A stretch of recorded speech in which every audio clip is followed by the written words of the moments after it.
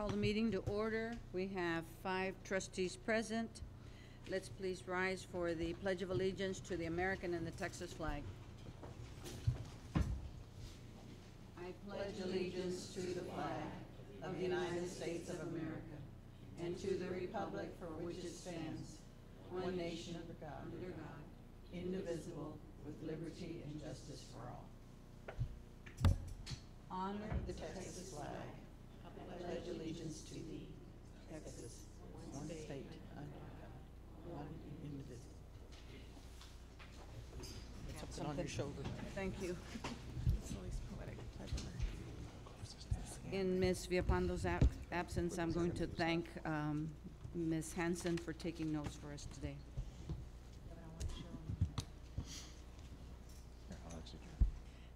Ready for the public meeting to discuss district's rating on the state financial accountability system. Okay, for those following in the audience and those that are following at home, to see the first report, if you will go to the district website, if you will click on departments, and then click on business and finance, financial transparency.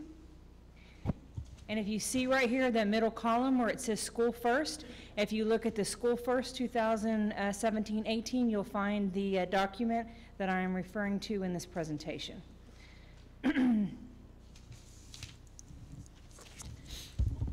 Tonight we are discussing the financial integrity rating of the school district. What is first? First is an accountability rating from the state of Texas to ensure that school districts are held accountable for the quality of their financial management practices and achieve improvement performance in the management of their financial resources. We do have a management report all of you have in front of you. You will see that on page 3 and 4. That kind of gives you the purpose and history of FIRST. And then we talk about the School First requirements. Where the district is rated, we get a report from the Texas Education Agency on how we're doing based on 15 indicators. And then also we have disclosures. We have 6 disclosures that we have to disclose in regards to that information. In regards to the financial report, which for those of you following along, pages 5 through 9 will give you an explanation of what those indicators are. And so, and starting on page 10 is the actual 2017-18 management report. So the information in this report is based on the prior year. So the report for 17-18 is based on the financial information covering the 16-17 school year. So we have 15 indicators, with the first 5 being a pass or fail and the remaining 10 being on a 10-point multiplier scale. You need a passing score of a 60 with a maximum of 100. So for the 17-18 school year, we received a superior rating with a perfect score of 100. This is the second year in a row that we did receive a 100 on our financial report. So like I said, on page 10 starts the financial report, and so the first 5 of these are basically a yes/no. Is there a no on any of these indicators in the first 5, you automatically fill the report. The remaining are based on point indicators, how good you're doing in those areas. And the district received 10 in all those 10 areas. On pages 12 through 13, you will find the first report for last year for comparison. Starting on page 15, which is the first of the disclosures, you will find the superintendent's contract. So 15 through 25 in the booklet will show the superintendent's contract, including his 2 addendums. And then on page 27, you will see the second disclosure, which are the reimbursements received by the superintendent and the board members. So that lists each candidate and how much they've spent for the year 2016-17. Third indicator is outside compensation or fees received by the superintendent for professional consulting. He did not have any. Next one are gifts received by executive officers and board members for the school year. None were reported. They're all 0. Business transactions between the school district and board members, and there again we have none. And so now I will open it up to public comment, and if anybody wants to come up and speak in regards to first.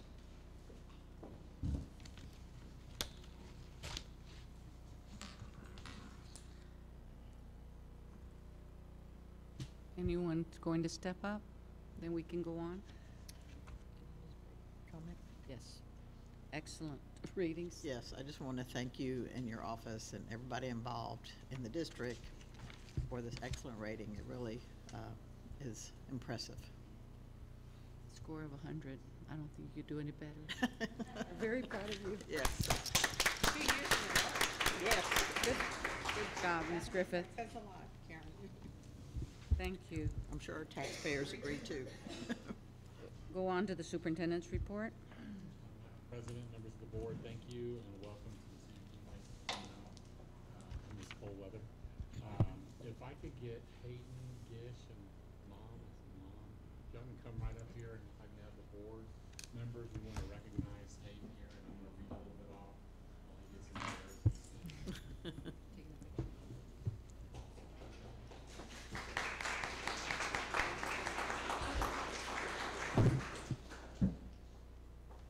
Give a couple of these presentations.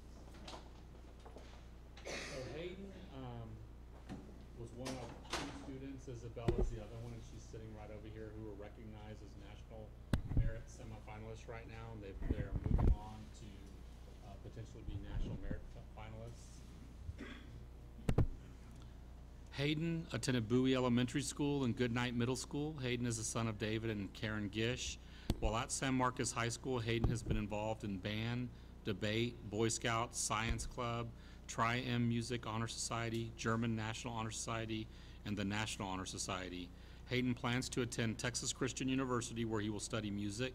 His favorite moment from San Marcos CISD is Six Flags Over Bowie at Bowie Elementary School. His career goal is to teach music at the post-secondary level. We want to thank him for everything he has done. So if you don't know in the public, to be a National Merit semifinalist is extremely difficult. It's based on the PSAT testing, which is a big push for this board and for this district. And he is they are one of several 100,000 kids who qualified out of millions that tested. So congratulations to Hayden.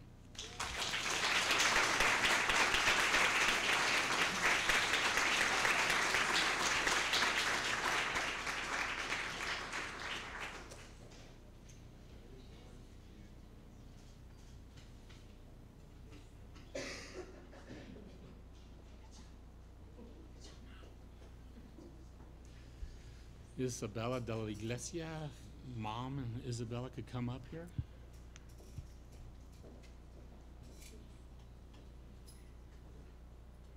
Isabella attended the master's school before coming to San Marcos High School. Isabella is a daughter of Greg and Sandy de la Iglesia. Isabella is involved in National Art Honor Society, San Marcos Youth Commission, National Honor Society, and Matthew IL. Isabella is currently looking at her options, but the University of Texas is at the top of that list, and if she goes there, she perhaps will study architecture. Her favorite time in San Marcos CISD was attending and participating in the state vase competition, especially last year when it was held in San Marcos. According to Isabella, she felt incredibly inspired by the art that high school students can create. Again, we congratulate Isabella for everything and for representing our district.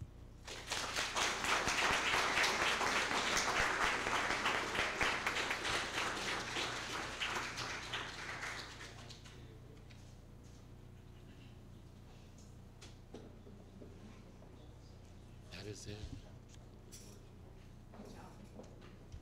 Very nice.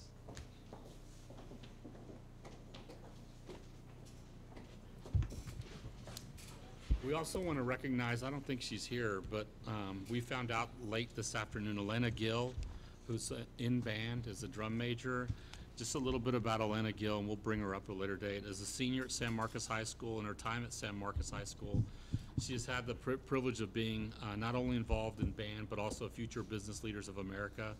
In March of her junior year, she took a leap of courage and ran for state officer position, and she was elected to the Texas Future Business Leaders of America Area 3rd State Vice President for this school year.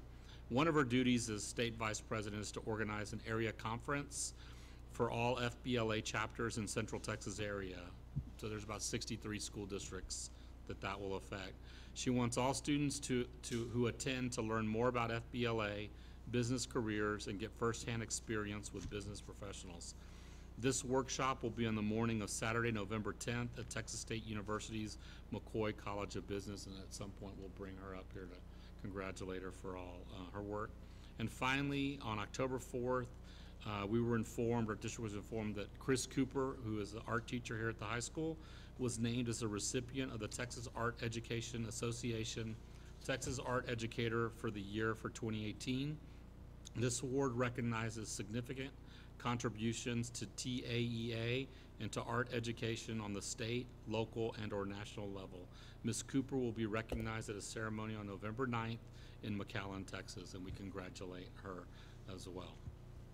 And then finally, for my report, a couple of board members had asked about our early release days, so I'm handing y'all some information. It's broken down by campus and what their focus was on the September 21st early release day, with the attendance up at the top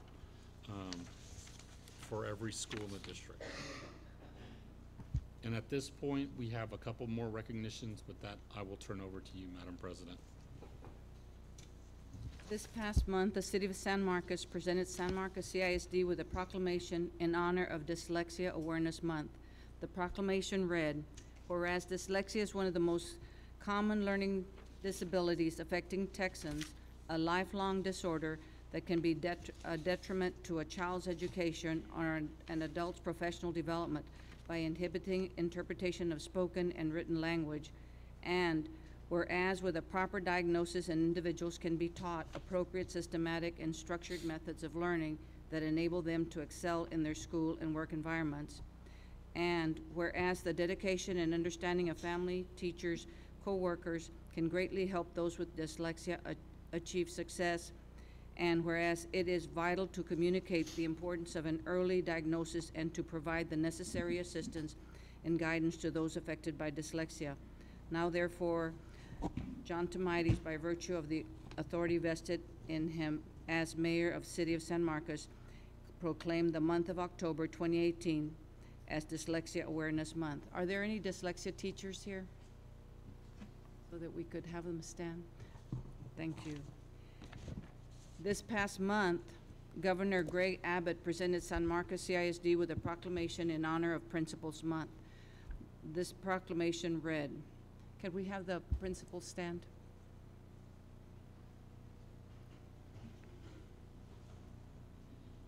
Principals are entrusted with our most precious and valuable resource, the children of this great state. Children are our promise for the future, and receiving a rigorous and well-rounded education is critical to their development and, in turn, the development of Texas. Principals fulfill many roles in our schools and beyond. Principals support the community, students, parents, and a healthy school environment as leaders, communicators, disciplinarians, budget analysts, and makers of policy mandates and initiatives. Principals also set the academic tone for their schools by working collaboratively with our invaluable teachers to build high academic standards, set performance goals, and utilize best practices for achieving those goals. During the month of October, we recognize the important roles principals assume in helping to ensure that every child has access to a high-quality education in safe and supportive environments. At this time, I encourage Texas to learn more about the many contributions and accomplishments of elementary, middle, and high school principals across the state. As our principals accomplish their goals for education, the future of the Lone Star State is made brighter. Therefore, I, Greg Abbott, Governor of Texas, do hereby proclaim October 2018 to be Principals Month.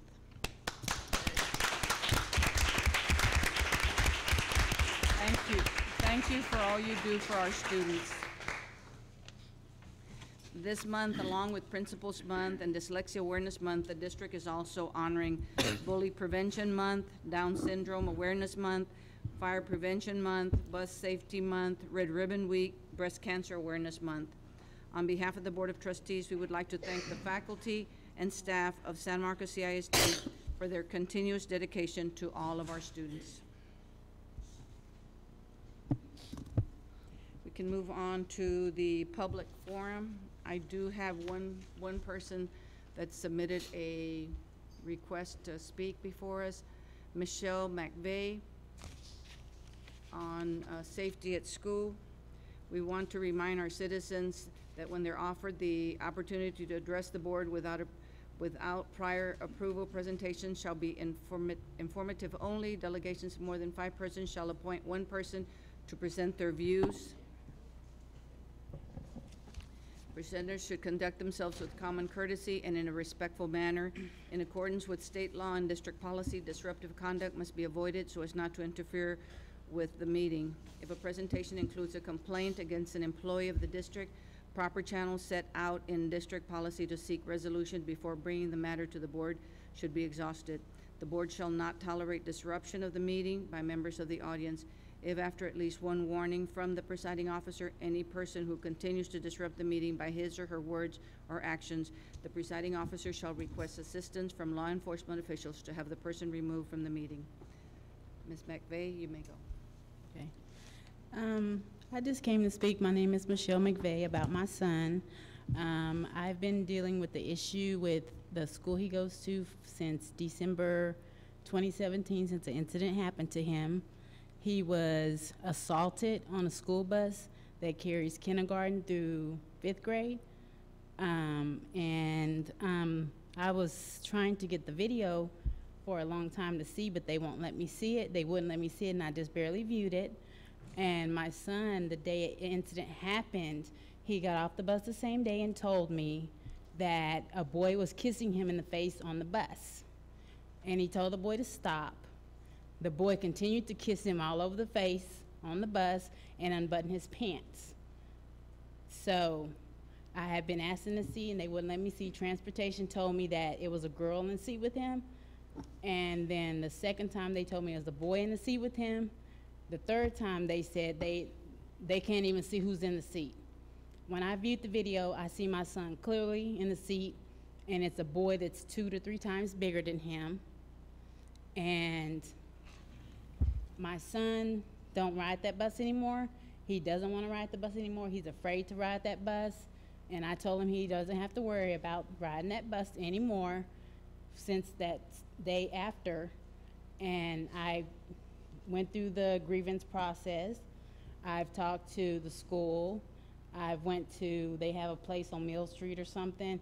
I went and talked to them, and no one, was getting with the issue and telling me nothing. They told me the case was closed. I've been doing it for a long time, and I'm still dealing with the issue of, what happened to my son. And I don't like what happened to my son. They told me that they couldn't tell me anything about the other little boy, which, I really didn't want to know anything about what, the other little boy. They said that the case was closed and that they would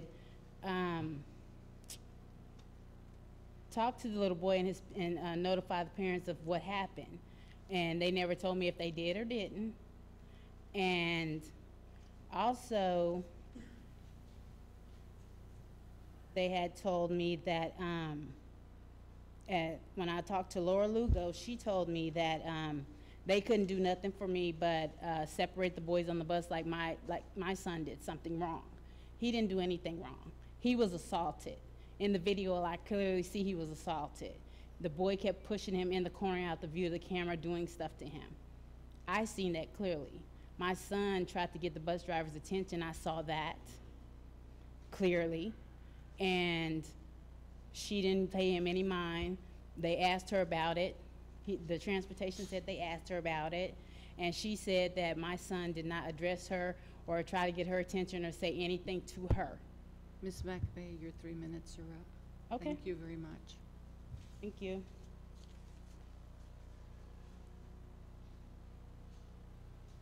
Go into the reports and information items. Academic update. Ms. Reese Mills.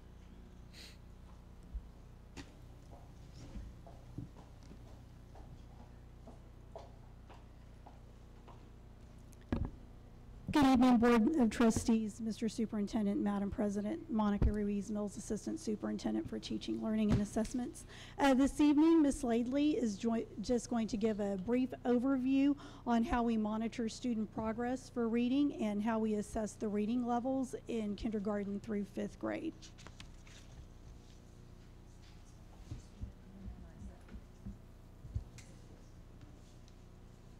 No, I didn't. I think they're doing it from inside there. Have some help from a hidden. Do we have?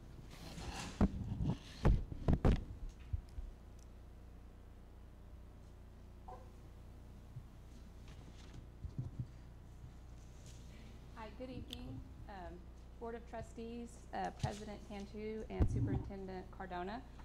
Like Monica said, I'm here to share a couple of ways that we monitor progress in the elementary schools, and I'll get to talk to you about the details of that slide in a few minutes.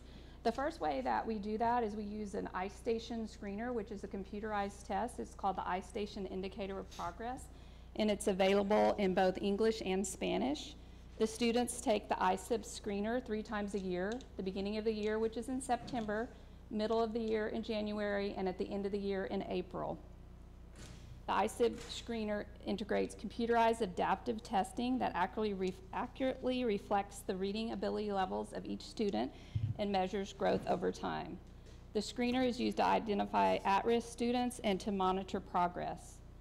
This slide here shows the end of the year results from last year, the 17-18 school year, and the beginning of the year results for this year that were done in September. So if you look at the English screener on the top, you'll see we start out with kindergarten. We had 200 students in this Tier 1 track. Tier 1 students on the ISIB screener are on track to meet grade level expectations. So if you compare the kinder April 8, 2018 to the 1st September 2018, you see just a little bit of a slide there, a summer slide. Even though we are offering programs in the summer, we still do see a little drop sometimes at the beginning of the year of those students. And then you can see from our first graders from last year to our first graders or second graders from this year's have held their own. They actually went up 1%. Second grade dropped 7%. Again, we have a little bit of slide there. And third to fourth grader dropped 2%, and then fourth graders to fifth graders dropped only 1%. And if you notice our kindergarten, this is their first time testing at kindergarten level, they're at 36%, so we expect them to go higher than the previous year's kindergarten students because they're already at 30% at the Tier 1 reading, at the Tier 1 level of iStation. There's 3 different levels. The first one where kids are on track is Tier 1. So down below, you see also the Spanish, and you notice there's a lot fewer students that are tested in Spanish. So our kinder went to first grade. They had a 5% increase, and then we had first grade to second grade. We had another big increase there, which we really think is from our dual language program and really meeting the needs of those students in Spanish. And then when we go, that was backwards, sorry. So we had a drop. No, that was an increase. The next one's a drop, I'm sorry. 22 to 35, and this is where the transitional program starts, where the kids are getting most instruction in English. So you can see the drop in Spanish there from their scores. The students that are learning both English and Spanish will sometimes be reported in both of those reports because they're learning both languages, so they get screened in both languages. Can So I'm sorry. Yes? What is that other number? Like at kinder in English, it says 200 slash? That's the number of students that are on Tier 1 instruction out of 484. So what are the other students not? I'm getting ready to show you right now. Okay, thank you.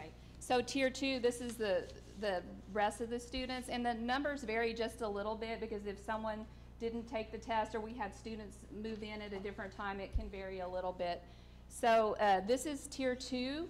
These students are at risk of not meeting grade level expectations.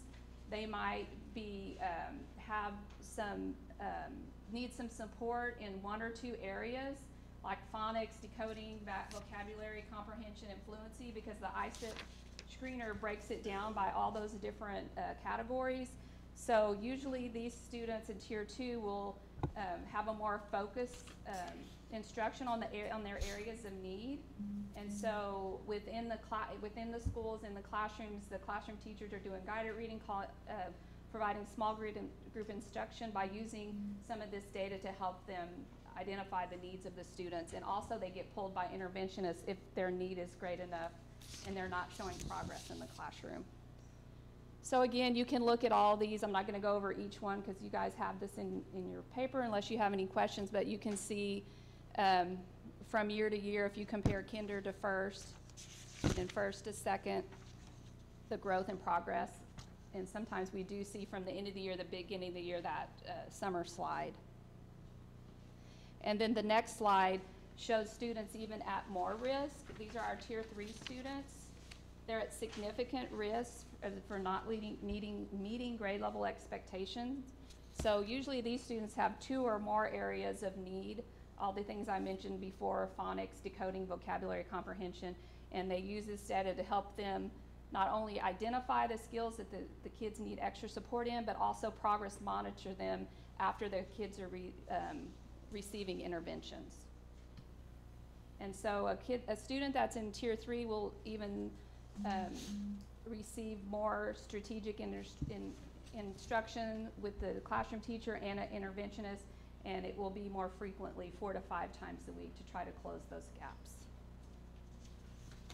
And so the next slide shows the second way that we monitor progress with reading. And if you notice, the scores go up a bit because the first one is a computerized screener done by a computer, monitored by teachers, but the kids have more leeway to click on what they want to click on. So that's just one data point that we use to identify students that need some extra support. So at elementary school, the teachers test students one-on-one also to determine their reading level and determine the instruction that they need. The 2nd through 5th grade teachers use the Rigsby PM benchmark. It's an assessment tool to help teachers identify individual reading strengths and needs, and to help determine and place student in their appropriate reading levels, to measure comprehension in a variety of ways, and to monitor reading behaviors, to assess oral reading, and to check their fluency. K and 1 are using the Fontes and Pinnell benchmark assessment system. It does the same thing, just digs in a little bit deeper for the lower levels. There's so many different, teaching reading is complicated and there's a lot of different factors to it, but it helps the teacher identify their reading level and progress along the gradient of text levels over time, evaluate student reading and comprehension ability, and determine each child's instructional level for guided reading.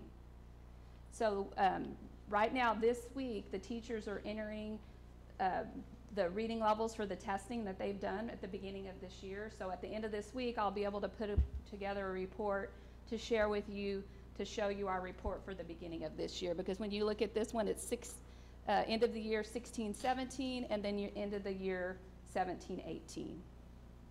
And you see that the percentages are a lot higher.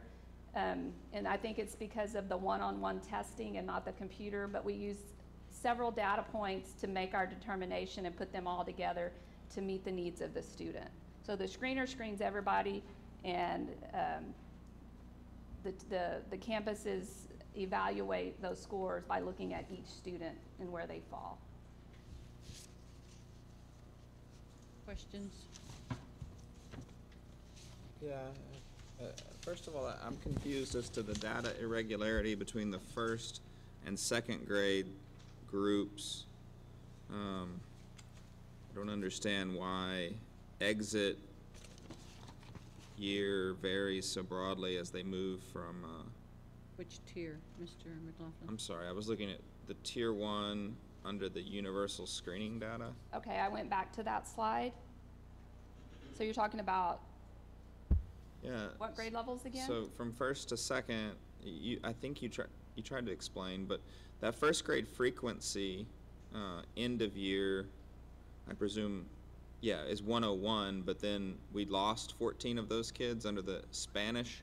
You said that they the first grade includes some dual language? Okay, like so English- 101, where the number of students were tested at the Yeah. end of the year in April, and then at the beginning of the year, it was only 87, is that what you're talking Yeah, about? where did those 14 kids go? So it could be that they moved. It could be that they were tested in English. There could be a lot of different variables. So once we exit them, do they move to the ISIP English, somewhere along the And line? sometimes they take them both, if if whatever their strength is, if their strength is in English, and then they're going there, but then once they're in the transitional, once they're in the transitional program, then they try to move, they focus on English. So that's why those numbers vary a bit. Okay. So some of them take both tests, is that what you said? Yes, sir. Okay, Are you done? yes. Ms. Halsey?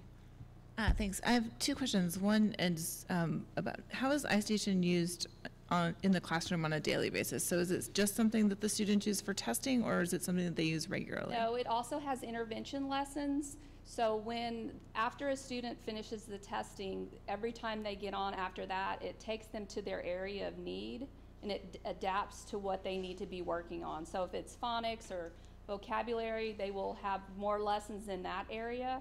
And then the teacher can also monitor the student's progress on the computer, and there's also teacher-led lessons. So if you see a student struggling in a particular area, you can go and it can print out intervention lessons for the classroom teacher and or the interventionist teacher, whoever's working with that student. So it's really designed a very individualized plan for that student.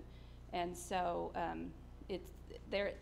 students on Tier 1, just to help them move up farther, should have 30 minutes a week on the program. Tier 2 students should have 60 minutes a week. And Tier 3 students should have 90 minutes a week, unless they're doing some other intervention in place of iStation. And so is that the district's recommendation to, Yes. Can we assume that that's happening and consistently in classrooms throughout the district, or is there a variation between campuses, between classrooms? It should be happening the same across the district. Okay. And then my next question is how is the district communicating to parents what iStation is, how it's being used, and what the tests mean when they come home in the backpacks? Well, there are student reports, and from my understanding that most teachers will print those out, and it tells exactly how the student is doing, and a lot of times they use that to help show the strengths and needs of the students when they meet with parents during parent conferences. So if that hasn't been happening, then we'll just have to My pass that feeling is along. that it has been happening, but maybe not terribly consistently, Okay. and that I think that a broader context would be helpful for parents to understand what's the significance of it, and how they should be interpreted as. And we've also been doing intervention walks into all of the interventionist classrooms to really check the fidelity of the programs that we have in place for those students. And so, also communicate what we need to be seen on the campuses to the principals. And so we'll also communicate, make sure that they are communicating with parents more frequently about iStation. Right. I think it would be helpful for parents to know, like, this is what this says about where your child is struggling and what you can do at home, right, to reinforce. Yes, and there's some really good information that they could print out that explains it, and I think sometimes we've been working with it so long as a school that we forget that the parents don't know what it is, because we used it for a long time, so we'll just have to make sure that we provide that communication to them. The children aren't necessarily the best communicators Exactly. about what they should be doing in terms of screen time at home with. Yeah. Thank you. Ms. Costilla? On Tier 3, Yes, ma'am. on both English and the Spanish, but let's look at the Spanish. It just, there's not much of an increase from 17-18 to 18-19. So are these basically more or less the same students? And, if they're same ones, higher risk, they're higher risk, significantly higher than Tier 2, is that correct? So are we looking at basically those same students here? Yes, they're more than likely the same students. almost guarantee you that it is the same students. But also in that group are your English speakers, monolingual English speakers, who are learning Spanish. And so right now, it is very normal to see them at that rate because they are being challenged, right, in a different language. And we know that that's going to progress as we move on. Well, if you look in the English section, the numbers have gone higher, and of course the percentage is higher too. But once again, is it basically your same students in there as well at that higher risk level and the English level? Yes. So at what point in time are they taking out of this category of higher risk? Well, whenever they continue to they take the test 3 times a year. Well, actually, they do take it more. Every time they log on at the beginning of the month, they take a screener so that the teachers are constantly getting to see the progress of the students, or if they're not showing progress, the areas that they need to work on. And so we see students move up and down the continuum. We see students in Tier 2 move to Tier 1. And then every once in a while, we might see a student drop if they start having difficulty in some new skill. So it's constantly not just looking at our Tier 3 students, but looking at all the students and make sure that they're moving up over time and that they don't stay in that Tier 3. So following up on Ms. Halsey's question regarding communicating with a parent here. So these are things that are communicated to the parents. I mean, I'm just a little concerned here at higher risk, especially talking to the Spanish speakers parents. How, I mean, is that something that's consistent in explaining to them and talking to them and making them somewhat understanding, if not all of it, but at some level? Yes, Ms. Costilla, what we do is when we have these meetings with our parents, we emphasize the understanding that in dual language, this is a longitudinal, right, process that we continue to grow. And it could be that their son or daughter is going to be in Tier 3 this year, but as they move on through dual language, you know, that is part of the growth that's happening. And so parents, that way, when they see these reports, they don't feel like, oh my gosh, like this is. And I don't want to take too much of your time, but to what extent do you involve parents, the Spanish-speaking parents, as far as what can you do, or, you know, working with at home or aiding the child at some level? Are the bilingual teachers or dual language teachers, what they've been instructed to do is to, especially like these kiddos who are in Tier 3, a lot of them you'll see that they're struggling with phonemic awareness. And so part of it is us sending out homework that is that could be practice at home. They have a folder, they go through the sounds, and then once they master the sounds, they go into blending sounds. And so that's something that we see that across the dual language classrooms. So that way parents can know what's happening. Ms. Henson, did you have another comment? Yes. At what point does a teacher know with this assessments, all these different assessments, to start referring a child for either dyslexia or special education intervention? Well, through our RTI process. So if a student is struggling at Tier 1 and they are not showing progress, we have a team of teachers and administrators and counselors on each campus that meet and discuss the progress of the student. So if they're not showing adequate progress, they add on interventions, they try different things, more time, a different intervention, and if a student continues, then they move even to some more intense, more individualized instruction, trying to make sure that they can make progress. But at any time during that, if you see a student that has significant problems, they can bring in anybody from special ed, their diagnostician, to look and talk about if any kind of other referral, whether it's speech, behavior, special ed, dyslexia testing that might need to be done. Mr. McLaughlin?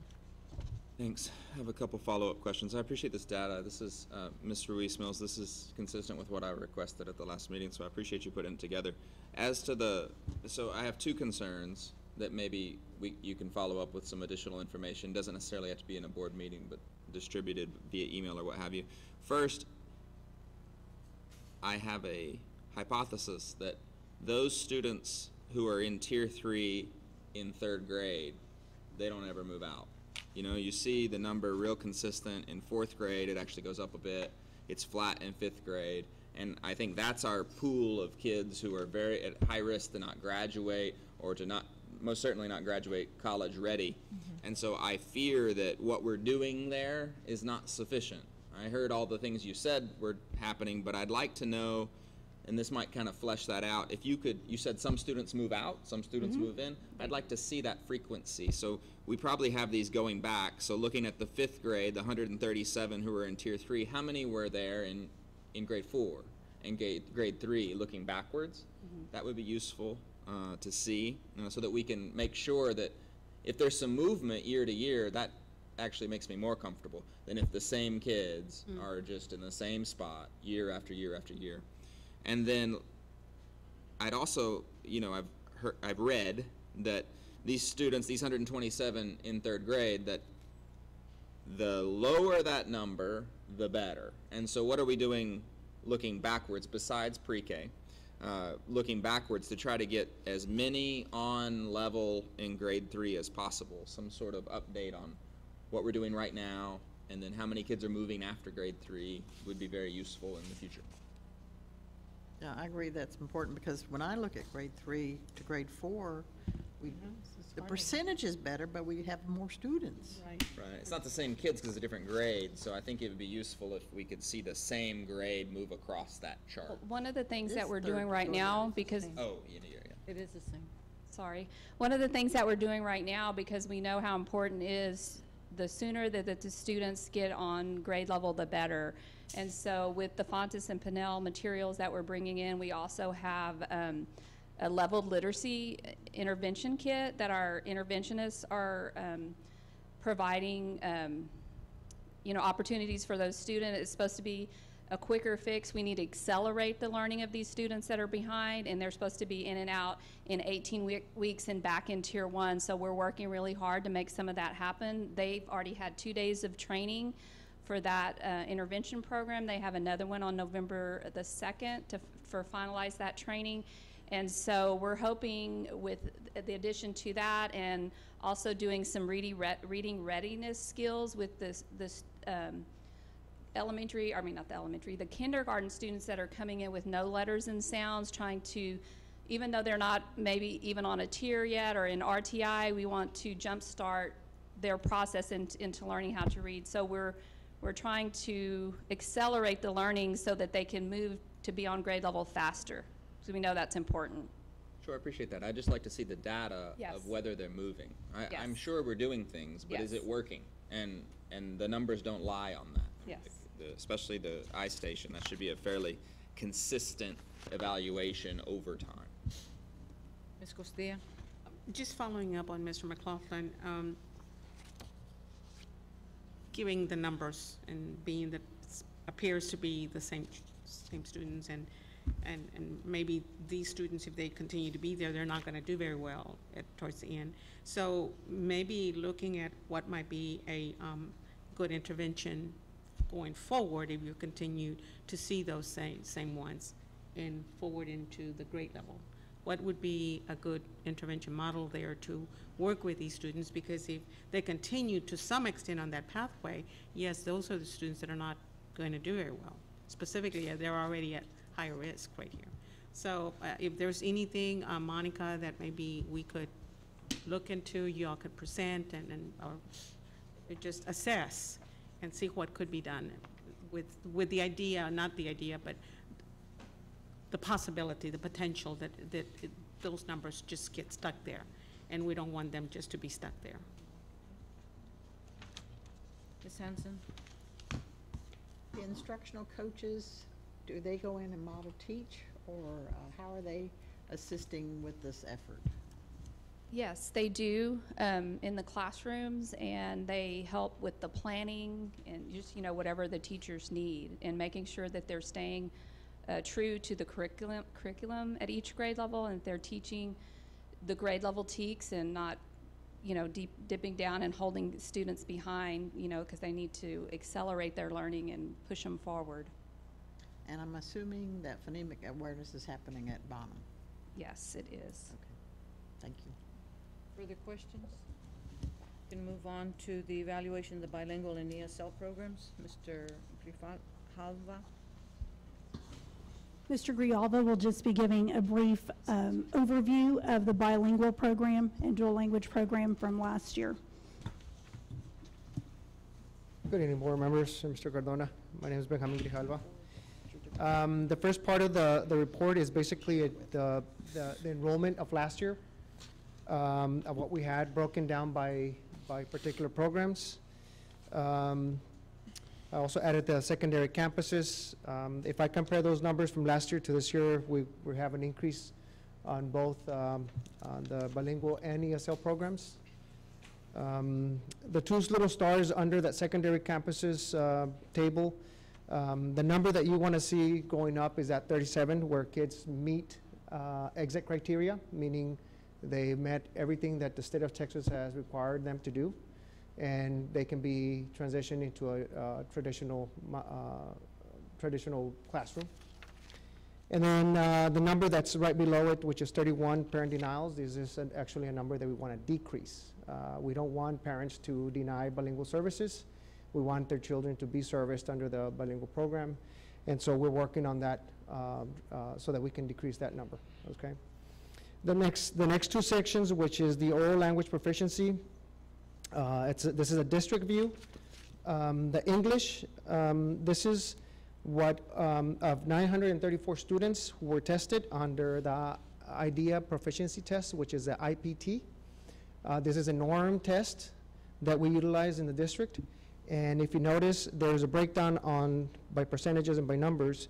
But what I want to focus on is the development of our students going into the early advanced and advanced section, which is almost 65% of those students being tested going up and meeting to a certain degree the need of their English proficiency, okay?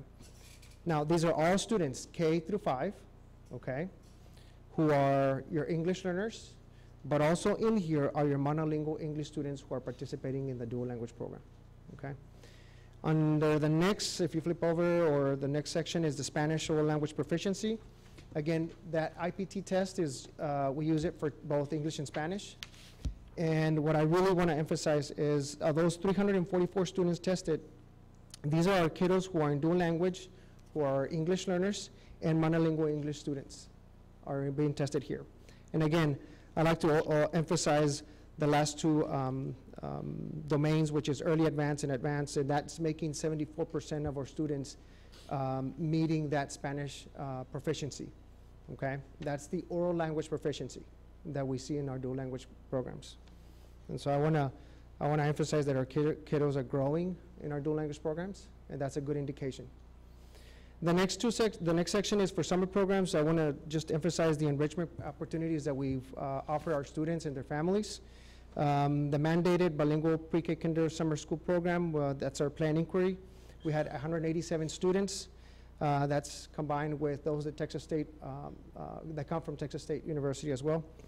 And then the next thing is the CTE program that we have for our bilingual students, so they can get to explore new careers that are the careers that are being offered here at the high school. And I think that's something that Mr. Doyle has raised before, and we're meeting that need, that our kids get exposed from an early age. Then the next dual language summer bridge program, that was solely for our monolingual English students that were offered that opportunity to be in an enrichment program there at El Centro. We call it the bridge program, so we can get them started in listening to conversational Spanish, so that we can get them ready for the new year. The last section of it is basically the parent, teacher, and community engagement. I have numbers here for dual language presentations and professional hours that we've put in place for our teachers. And I want to emphasize a 4-day dual language program, four-day dual language enrichment balanced literacy that we had for our teachers. And we went all the way from theory to practice. And then the last thing I want to emphasize is the community learning exchanges we've had with our parents in the dual language program. It's been very fruitful and and exciting for our parents to come in and ask questions and be engaged in conversation about the growth that their children are doing in the program. And then the last three dots or bullets is our community engagement with Texas State University, who is always engaged in these community learning exchanges, both in the doctoral program and the bilingual department, who is always vetting our processes and procedures and our dual language model as well. And then community action, they've started a dual language program themselves because they know what they're aligning already from Head Start services to our bottom, right, as they go up. And so we're trying to do and make sure we have all that aligned, okay? And the last thing is just El Centro Cultural has stepped up and offered their services in many ways, and in hosting trainings and tutoring sessions for our students. For the Head Start, what is your role with that? I'm sorry? What is your role with the Community Action Program? Do you just visit them, serve as a consultant? Yes, what I've done with Suad is meet with her and kind of tell her where we're at and inform them of the dual language program that we have and how we can kind of coordinate our services so that it's an easier and smoother transition for our students. We consult and offer training, whatever we can. Yes. Ms. Halsey? Yeah, I just wanted to say that I continue to hear from parents who have children enrolled in the dual language program, and they just really sing the praises of the program and the things that their children are accomplishing, and they really appreciate all of the opportunities to interact and feel like the staff and teachers are very responsive. So thank you. Thank you. Anyone else? Thank you for your report. Thank you.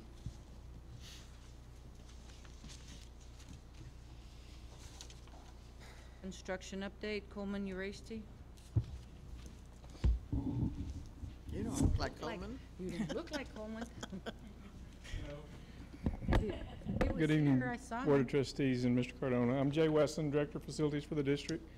We do have several of our contractors here and our architect to give you an update on the bond construction, but I was going to give you a brief update on our non-bond projects, which is demolition of the old central office and one portable building at that location at 501 South LBJ, and some demolition and in preparation to convert a portion of our Mendez campus to a new central office. We have done our testing of the materials and stuff at those two locations at the old central office in Mendez. We actually have put it out for bid the last 2 weeks. It's been advertised. Tomorrow we'll do a walkthrough with contractors, and we'll accept bids a week from tomorrow, and we'll bring those bids back to you at the November board meeting. Then our plan is to start the abatement the week of Thanksgiving at the Mendez campus. We won't be doing any abatement there while school is going on, so we'll do a week of abatement at that time and probably another couple of weeks of abatement during the Christmas break. And depending on the contractor who gets the project, I'll have to come back with you in November for the timeline for the abatement and demolition of the new central office, and I'll give you that update in November.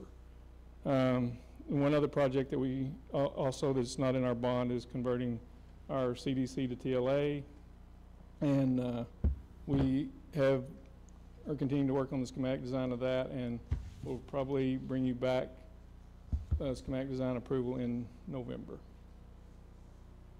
Do you have any questions about the non-bond Mr. McLaughlin? Yeah, just as the central office, we have a not to exceed amount on that project. So even though it's not a bond project, we have a number that we're locked into. So I'm uncomfortable with any expenditures on the project until we have a bid for the project in its entirety. And if you piece out the demo abatement and it is, I don't know what number it is, $200,000, and then we get to the construction bids and we can't get the project done within our not to exceed number, I don't know what we're going to do. No, it'll all be in one bid. The abatement and demolition will all be in one bid.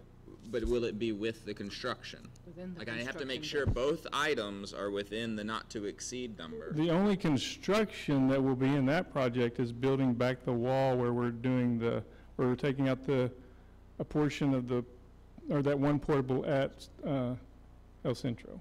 That's the only construction in the central office project. Okay, But so you're I thought talking you were new talking or about the old new central? central office. There's Thought you The had new all central office, Right. the Oh, bid okay. that we get would just be for demolition. Yeah, and the new central office, you're getting some sort of bid outside of construction. Yes, sir. At the new central office, yes, we are. Well, I We don't- have to do some abatement, and of course, a portion of that building has to be demolitioned for construction to take place. I understand, but I'm not comfortable with any expenditures on that facility until we have a bid for the entire project, because we have a not-to-exceed number, and we're gonna block ourselves in if we knock something down, and then we're like, oh, that's too expensive, we can't do it. So, I mean, Okay. that one's a I'll little let Coleman different speak to that, schedule-wise but to me. We have a plan for that. So we sent out the bid last Tuesday for that portion of work, so we can come back in November and have both numbers side by Okay. side for you. Thank you. Perfect, thank you. Ms. Costilla? Okay, so just following up on, what was the amount that we approved for the new To exceed, four what, point? 4.5? 4.5? I think it was 4.5. So I think the overall question is, we just don't want to go over 4.5 with I the things that understand need that. to be. I Because we don't want to go back to fund balance and say, well, we need some more money. I think that's the issue. So I just wanted to clarify. I couldn't remember whether it was 4.3 or 4.5 that we had agreed. I thought it was. 4.5. You So look let's at just you stick to going. 4.5. Be in the minutes. Okay, 4.5. I'm sure we can look back at the I'm minutes pretty and see sure what it is those in are. the minute, Mr. McLaughlin. I'm just trying to remember. I don't have it. Right off the. Right. Right off the Like I said, I don't know whether, I couldn't remember whether it was 4.3 or 4.5, but I just want to make sure we don't go beyond whatever we approved. I understand. Next, I'm going to let Mark Alvedrez give you a report on Hernandez re-roof. Hernandez re-roof. Oh.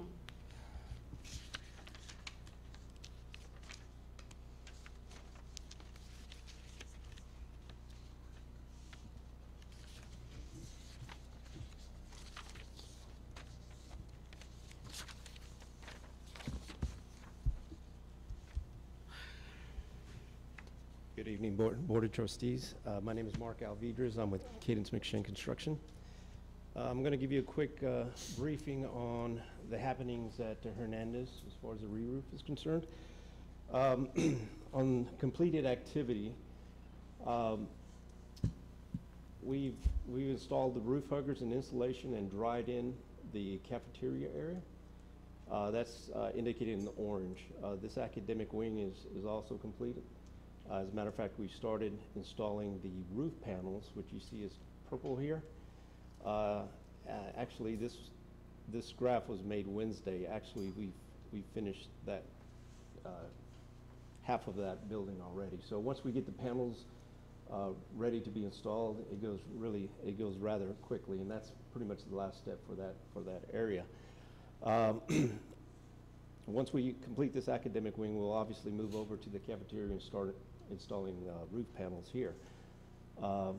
We've been a victim of the weather lately, so when we can't put in or work on the roof, we look for areas that we can work in. So that would be either installing soffit panels, as indicated here in the back of the gym.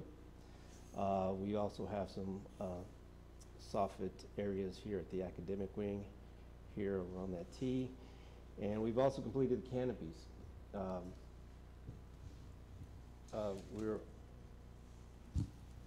Once we finish installing the wall panels here, the roof panels here, we'll move into the main corridor that connects to the buildings. That's also ready for roof panels. And then the next area would be the gym, and then the administration area. We're holding off a little bit on this last academic wing because the noisy part of that building is adding the structure that holds the roof. So in that area, we'll either be working on weekends or after 2:30 or so when school begins to let out. So we'll be installing roof huggers and getting that area ready for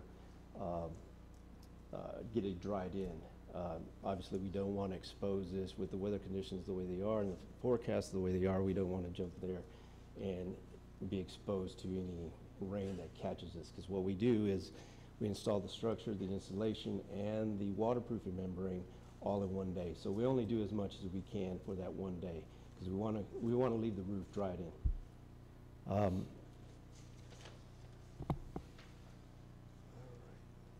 Here we've got some slides of the areas that we've been working on and I've described. Here, the white is the roof, the actual roof panels that have been installed. In this area, this would be area building D. Here, the soffit panels, the wall panels, this is behind the gym area. The old panels have been removed, which were blue, and the new panels have been installed. On this area, this elevation, we've gone all the way across that gym on the back side. So we'll be turning the corner and working the sides in the front of the gym and back around, all the way around. Here I'm showing you, this is canopy H that connects the cafeteria to the gym. That canopy is complete.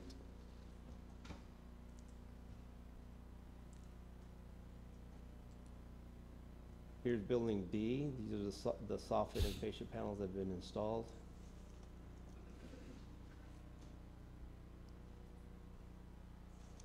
This is the corridor F that connects the academic wings to the cafe. This has been dried in. We are also starting on the soffit panels. You can see the color difference between the tan and the blue area there. All right. For the next board meeting, we're looking to complete the roof panels installation on building D. We'll continue with the roof panels on corridor G and building B. We'll begin installing the edge nailer and roof hangers and installation in building A. We'll be looking towards the completion of the fascia and soffit panels of building C. Same goes for corridor G.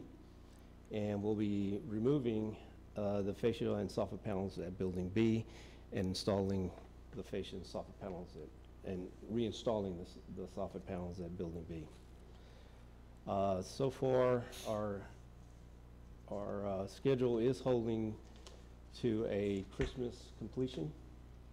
The last 2 weeks of the month we'll be closing out, doing punch list items and demobilizing and moving away from, leaving the campus. So the roofing portion looks to be complete by mid-December.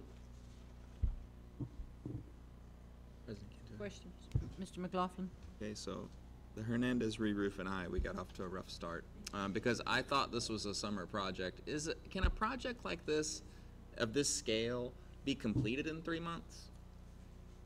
Actually, we were looking at 120 days, 4 months. We had an issue with the rebidding, and then there was an issue with the building permit that pushed us out a little bit. Okay. What sort of issue with the city held the permit? The city held onto the permit a little bit longer than we were anticipating, yes. Yeah, the city doesn't help us. How long? I believe it was 3 weeks. 3 weeks. Next meeting y'all have with the city, you need I'll to talk to them about it. It's on the list. I'm tired of it. It's on the list to discuss it. Glad I don't live in the city. Yeah, I don't have anything. Because of that. Any other questions? Thank you very much. Thank you. You're welcome.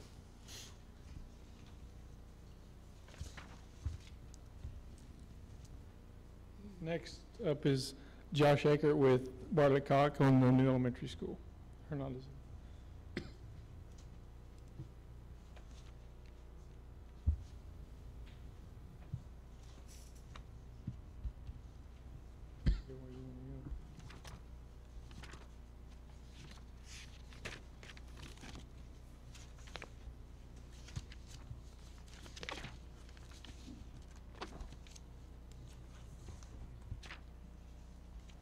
Good evening, board members. Josh Ecker with Bart Lecoq. I'm the project manager on Rodriguez Elementary School number 7. This is part of the trace development. Instead of, I mean, we have a handout, but we're also doing drone flyovers that we do weekly. And we include them in weekly updates to the district and the architect and the rest of the team. So we'll start with this. So this is, as you enter the building, to the right is going to be the academic wing. And as we move to the left, now you're getting into the gymnasium and the cafeteria and the kitchen on the back side. You see all the underground work that we're doing. That's the kitchen underground and our secondary that's coming into the building. And then we'll move into the academic wing. It's a 1-story. At this point it gets a little rough, but now we'll move into second story or 2-story academic. That is coming along pretty quickly. That was actually taken on the 11th. Since then, we've put in our RTU frames. Roof deck has actually been, or is going up right now. And on the first level of Area C, we've started installing ductwork and the carriers for the plumbing. There you can see the retaining wall, and we do have our waterproofing in place. And we actually worked Saturday and Sunday to get the backfill completed behind the wall, knowing that we were going to have quite a bit of rain. We didn't want to affect the integrity of the wall. So.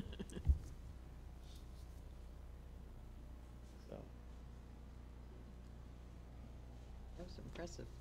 Mm-hmm. Cheating. Questions?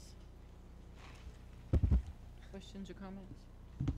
Still on track to deliver by your scheduled delivery date? Yes, sir. Currently, we have a substantial completion of the end of June.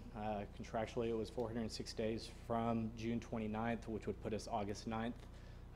Today, we have 15 weather days, and that's actually affecting critical path. And so those are actually already figured into that June 25th or the end of June substantial completion date. And we update the district or monthly in the pay apps so that we're able to document and have document control for any weather days or construction delays. That way we're not trying to recount it 6 months later. Thanks. Anybody else? Thank you.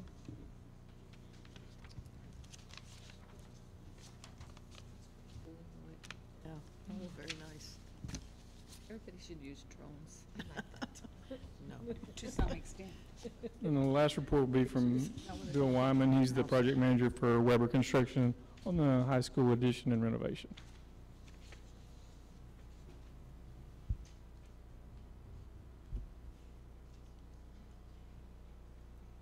Good evening. Like Jay said, my name is Bill Wyman. I'm with Weber Commercial. I'm the project manager.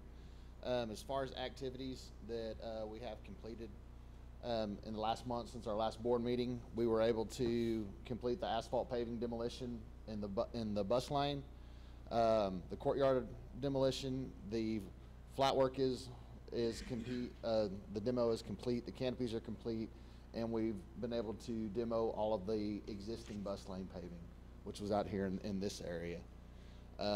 As far as for the next month, what we're looking at doing is completing all of our grading in the bus lane, which is out here in the front section. We're going to be mobilizing both our utility contractor as well as our concrete contractor to get started on we've got some utilities we've got to get in so we can start working on the foundation for our new building L. And then we will start with the drilling of the piers for building L. Overall, the project is on schedule. We're going to be up against the same constraints weather-wise, especially with us doing a lot of the earthwork now. But we'll move forward as best we can. And I've also attached some of the pictures here. This area is the demolition of the courtyard and at the bus lane. This is the other entryway that we've got going on, which actually allows access into this courtyard area for our crews. This picture here is showing the grading that's in what's going to be the expansion of the parking lot. and again, some of the grading for the expansion of the bus lane up front as well. Are there any other questions? Thank you. Thank you very much.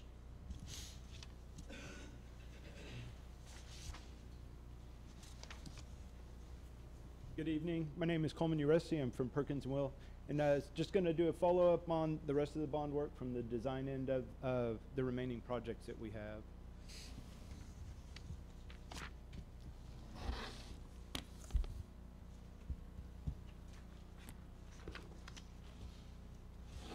So just an overall schedule. I know that Jay kind of started with this, but from an overall schedule, still right on track.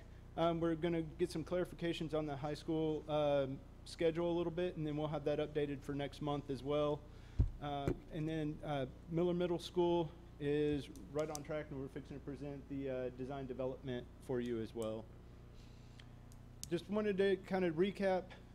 We've been meeting with campus staff, reviewing program, looking at some revisions from what we had presented last time. We received some initial pricing. We're within 10%. We've been within 10% for our SD and our DD for all the previous projects that have bid, but we'd like to be a little bit tighter on this one because of the alternates that we added from the last time. So some of that athletics and those types of things, and we can dive into that in just a few minutes. We're actually meeting with Cadence McShane tomorrow to go over phasing in a more detail, and we'll show that in just a moment, and then also talk about our updated estimate, which we have not gotten to see, but again, we're within 10%, and this far out, we're feeling very comfortable right now. And then for the elementary school renovations, as I just mentioned, we sent the package 2 out to bid last Tuesday.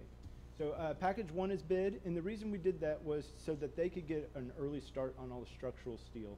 So to get that process started, there's a lot of detailing. The contractor hires a subcontractor who has to do all these detailed drawings of how it all interconnects like Legos, and then they have to send it back to us, and we have to review it and make sure that our engineer knows that's the way it goes back together again. So that takes some process. It takes about 2-3 weeks for them to be able to draw that. We have to review it for about 2 weeks, and then they have to fabricate that. And fabrication of steel takes quite a while, especially right now. You know, we keep hearing the word tariff and things like that. So a lot of things are getting busy, so we're trying to make sure that we're getting in early. So that's the reason we bid that a little early. But we are going to come back and combine package 1 and 2. I think you hit it on the head, Mr. McLaughlin. It's just we want to be able to bring it back as one package. We've done early packages before. I have, and we typically know generically, okay, this is what we understand from the estimate. We're still in line. We feel comfortable to move forward. But I think for this situation, we have some time as long as we can get those that structural steel package going.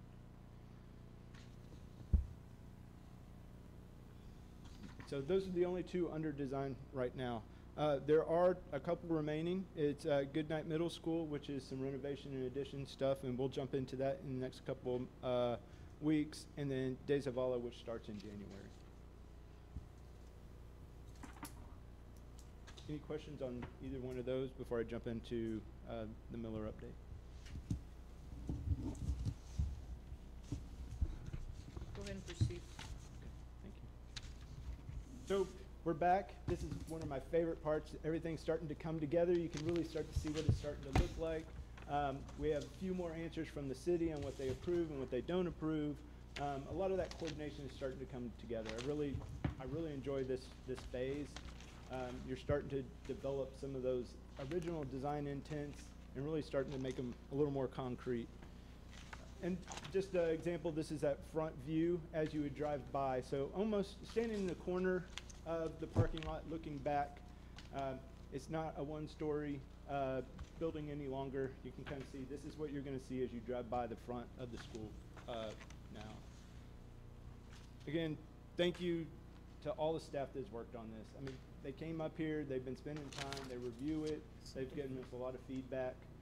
Our last meeting met with a lot of the campus staff and administration, talked about our scheduling and our phasing in a lot more depth, figuring out how we're going to tear down the entire front of this building where a kid's gonna come in, where a bus is gonna start to happen. So we're starting to get into that in a little more depth now, and I'll jump into that in just a moment. Jumped ahead, sorry, got too excited. And then I just want to kind of recap on the schedule. Again, right on schedule right now. We're still planning on going out to bid in February. We're getting our design development estimate tomorrow from Cadence, and I'll be able to present that next month again. But again, overall, we're following what we said we were going to do in the bond. I mean, it is almost to the square foot. We're going to renovate this. We're going to build additions to this. I mean, we're following exactly along with the bond. So it's really been a smooth process. Everybody's been really understanding of we have a scope. We need to stick with our scope, and we've done that very well throughout this entire process here. So the overall existing site, still keeping the existing parking lot, still keeping the bus loop here. And this dark gray spot right here is going to be that portion of that new building. So we're actually tearing down that area right here where the existing administration wing is. That needs to be torn down so that we can fit our site right, or the new building, two-story building, right there up against the existing drive. And then we're going to infill some of that courtyard, but we're still going to be able to have more of an enclosed, safer courtyard that kids will be able to use. They'll be able to dump out into that courtyard from the cafeteria still. That's still very functional. And then we have more of a private courtyard in the back that we're going to develop. We talked about some of those sensory plants, some with smells, different textures, because we have our life skills and our sped kids off the back there, so they're going to be able to go into that area, and we're going to enclose that back courtyard as well. And then we have interior renovations throughout the entire project, and I'll jump into that in just a second here. And then we have an alternate for this addition off the back side. Last time we had talked about doing a new gym. I think just the square footage alone it wasn't allowing us to do that. So we've made some revisions. We've cut back. That's why we feel pretty comfortable moving forward now. And I think it makes for a better entrance, and it ties together the two existing gyms a little bit better. You'll have your athletics entry. Everybody can come in.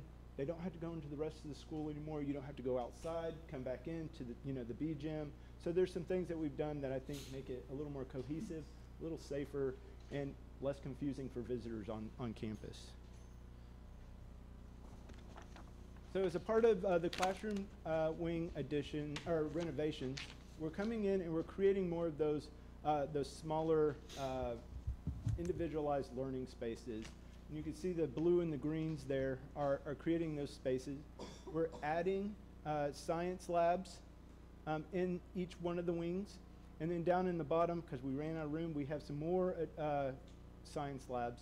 And so we went through a scheduling process, and we're going, you have 1,054 kids, and so we're trying to make sure that we have enough labs. So we're going to have 3 labs for that size of a capacity of school. So here we're renovating here and adding a lab. We have our intervention and small group spaces in each wing. And the remaining of it in the main hallway will get renovated as well. But the rest of the classrooms aren't getting touched. We have an alternate to come in and maybe put like a full vinyl marker board along the entire front. They're asking for more marker board. Those are some of those things that if we can afford it, we'd love to be able to do that. So we're just going to see how much it costs.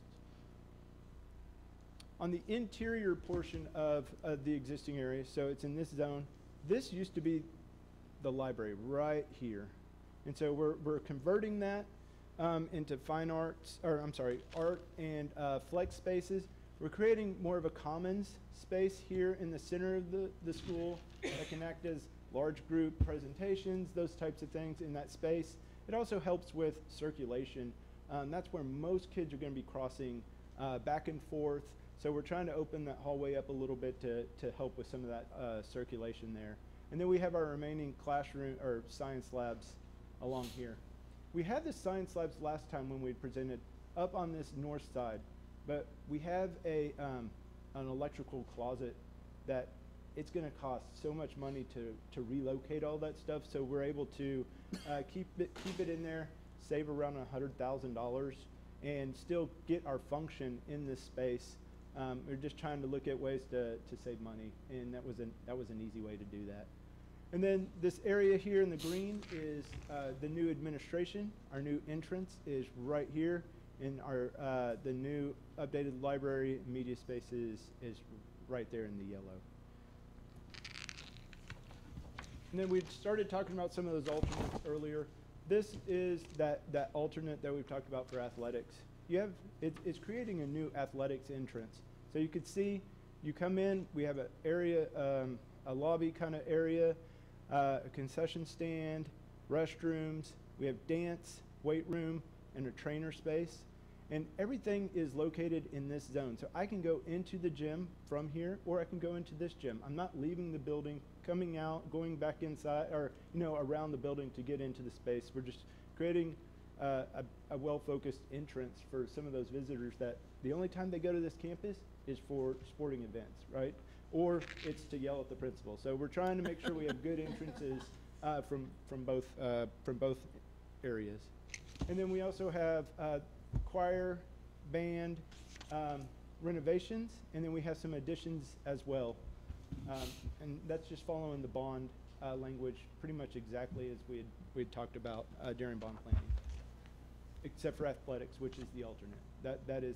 That is an alternate because we did not have that in the original. That's going to be an alternate project. I want y'all to understand that the athletic part is not part of the original scope, but we're going to go ahead and do it as an alternate and get a price and bring it back to the board. So this was not in the original scope. Thank you. Which one are you talking about? All the yellow? The yellow down in this zone right Oh, right there. So part of it is we're going to try to renovate these existing locker rooms, do some light renovations on the existing gyms, and add new and replace the existing bleachers. And so we'll find out how much that costs, and we can see if we can afford it, or do you want to add through another funding source? So we have some options, and we'll be able to present that when we bid it in March. And then on the second floor of that new addition here, that's the library down below. Some flex space for breakout, and then additional classrooms to get to our new capacity of 1,054 students as per the bond. So how are we going to get all of this done while kids are wandering around? And I think that's one of the biggest challenges of this project. And last week when we sat down with campus staff, we really talked about some of those details. Because right here, the first thing we're doing is demoing the front door. So we have to start looking about, okay, maybe we switch up bus lane versus parent drop. Maybe that doesn't make sense because we've already trained parents to know where to go and drop off. So we're trying to refine that a little bit. But as of right now, that is one of the first things that has to go. We have to be able to do the new additions all at once. And the reason we want to do that, we can't break up the additions into multiples because you have your concrete guys out there doing concrete work, and then they're going to come back 6 months later and start again. It's just that remobilization. It's not your best value. And so we're looking at ways to make sure that all construction happens, our new construction happens at once. Now the good thing is we have a lot of interior renovation. So our drywall guys, our HVAC, and our electrical guys, they can work in different zones throughout the entire project, shut down a classroom, work in there, and leave. So that's kind of how we have it set up. So if you look at this, the yellow, everything's happening April to August in 1A. So we're going to try to knock that out during the summer when the kids are gone. They come back, they have new hallways. But this construction in this orange area will be happening for over a year. So they're going to be in there working. And so creating a temporary office and make sure you can still check in, make sure it's secured. If you have visitors, everybody's still going to have to come into possibly a trailer, possibly a new office space. We don't know yet. We're still working some of that out. They'll still come, hand their ID, check in, and then we'll have to have it gated off so they can go in and no one else can get into those spaces. So we're still thinking about security of our students. And then, so this area will be happening here. And then next summer, we'll come in and start doing some renovation in this core space. And I think that is going to be, we have it as a 3 and a 3A, so it might extend a little bit further, but those spaces it'll be okay because we're moving library out of that space into the new library. So now we can start that construction because this will be completed. So you're gonna, when we take over a space, you're not really losing anything. We're making sure we replace it before we take anybody out and start constructing it. So it works really well. We're gonna, again, talk to Cadence McShane about that in more depth because we have fire riser rooms, fire sprinklers, you know, some of those harder details that we have to start figuring out how do we keep that active while construction is still going on. So but generically, overall, I think we have a good direction, and I'll be able to give you updates throughout the entire process here. Oh. And then just to recap, we have a lot of alternates. We have renovated the gym, renovate the lockers, and build the athletic addition, which I just talked about. We have provide that glazing the existing classroom corridors to get that, be able to have kids be able to break out into groups. Teachers still can see what's going on in the hallway. It just gives those classrooms a little more breathing room. You know, when they're breaking into groups, it's not so loud. So, and it also, I think it adds to the security of the hall. You have more than one teacher seeing what's going on in those corridors. You have multiple teachers up and down the corridor that can see what's going on in those halls. And then renovate the 8th grade corridor. That was not in the original bond scope, so we'd like to try to make that match with the rest of the school. And then re-roof of the athletics, cafeteria, and performing arts. We did have a re-roof for the base bid. The base bid includes that. That's part we included in the scope of work during the bond, but this area was not included. So we'd like to have or Jay would like to have one warranty for the entire campus. So we're going to try to do that as well. All right, the fun part, and I'll go faster. Sorry, I know. So we have that front entry that we had talked about here. Just kind of a zoom in to kind of see what that space is. So our main entry is right there where that higher little canopy is. And then we have our library space back behind there.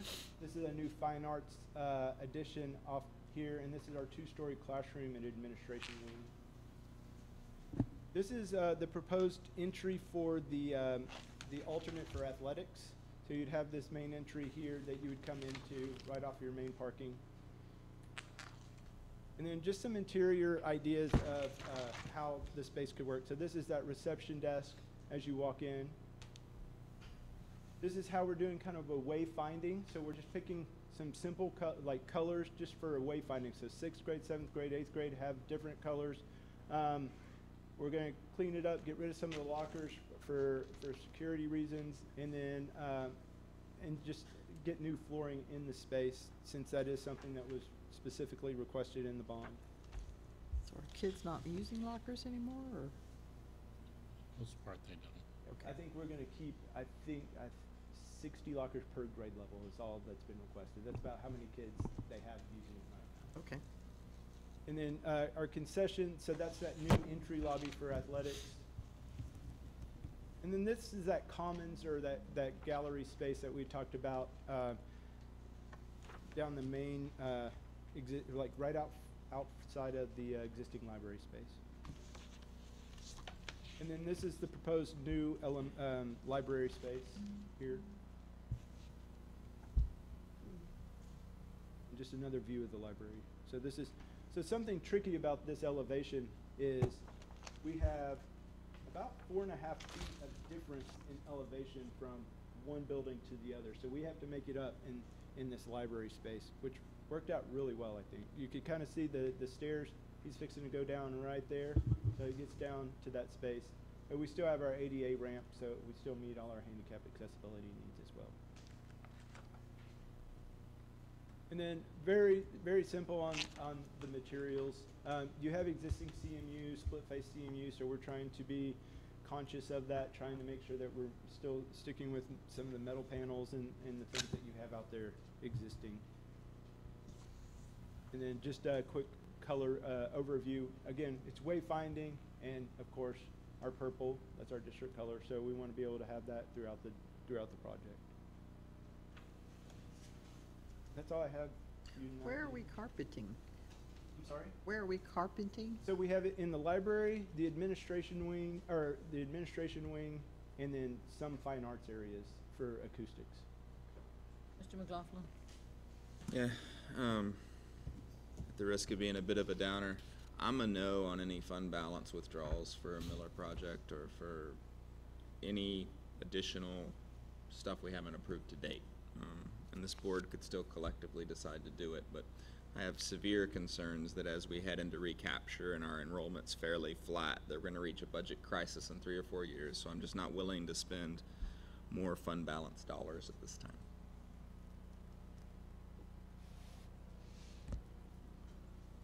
Halsey? I have a question. So I think if my count is right, this is the 6th design that we've seen come forward for a project from your firm? Yes. Yes. And I think it's great. It looks really innovative, smart, safe, secure. But I'm wondering if you could point to anything in this design that would be considered a consistent design element throughout all of the projects. Not that I'm asking that all of them look identical, but I'm wondering if there's a common design language that you're using as you approach the project as a whole, so that we have some semblance of this all being representative of one entity. Absolutely. I think there's quite a few. One is the type of collaboration that we're encouraging throughout for all the teachers. In the new elementary school, we went to more of an extreme on that one because we don't have the walls and the doors, so we're encouraging co-teaching. We're encouraging teachers to hear what other teachers are doing. It's creating that innovative kind of environment. Here, we're proposing that we create that glass in the spaces so that people can see what's going on in there. Teachers walking down, oh, I wouldn't have thought to do that. So we're trying to create it not just from a student standpoint, but from a staff standpoint as well. From a student standpoint, we're really we're doing a big focus on our media centers and our libraries. That is where every single campus has talked about, I have STEM programs going on. I need space to be able to lay out some of these different activities that we do in our media spaces. So, and this is a very different project. This is a secondary project. So all the other ones you've really seen are all elementary. But here, I mean, trying to tie all that together, it's across the board, STEM spaces are needed. And so we've created those in, let me go back here. So we have our our art classrooms, but we're also creating a flex space that they're going to use for robotics, for STEM. And then we also have on the second floor of our media space a big area where she specifically asked for storage. She can store stuff for her STEM program, and she doesn't have to leave that space. There can work in the library as well. Another one, a big one, is project-based learning. Across the district, you keep hearing it. Teachers needing to be able to have groups of kids work together easily. And we've had, so we're creating that same type of space here as we did at the new elementary, and all the media centers at every elementary that we're doing a renovation on as well. We're creating areas for small breakout here in our media centers, down the halls. Those are those flex spaces you hear me talk about constantly. Here, something very different is really thinking about how we did administration. That is one thing that we, at a secondary level, we want kids to be able to have that opportunity, not to go through I'm in trouble door.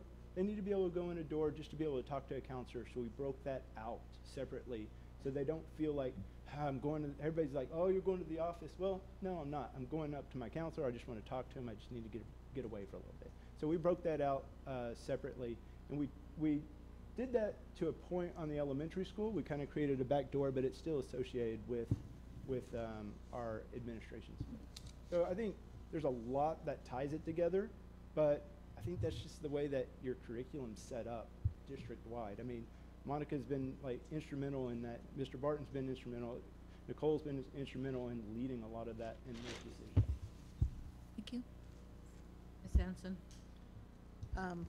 I hear Mr. McLaughlin's concern, but I would still like to see the alternates to see, you know, what the costs are and what we can or cannot do. Absolutely. And so just like to follow up with that.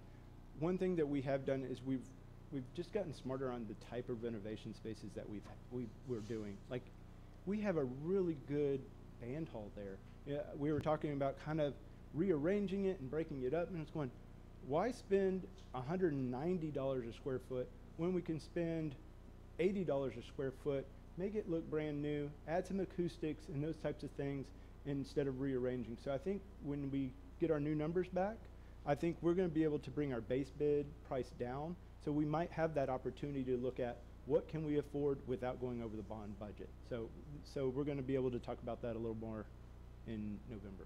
Sounds good, thank you. Ms. Costilla? This looks real neat. I mean, it almost looks like a brand-new school. It is. I mean, you know, I'm looking at the library, I mean, and within the structure and the concept of learning, Mr. Cardona, I'm gonna pose the question to you. So, you're gonna present this for Good Night. I'm just looking at the balance here.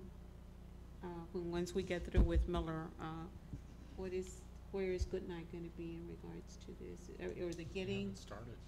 No, that's what I'm saying. I mean, you're gonna present regarding Good Night. Yes. And so, yeah. So we're gonna make sure to some extent that we have some kind of balance there.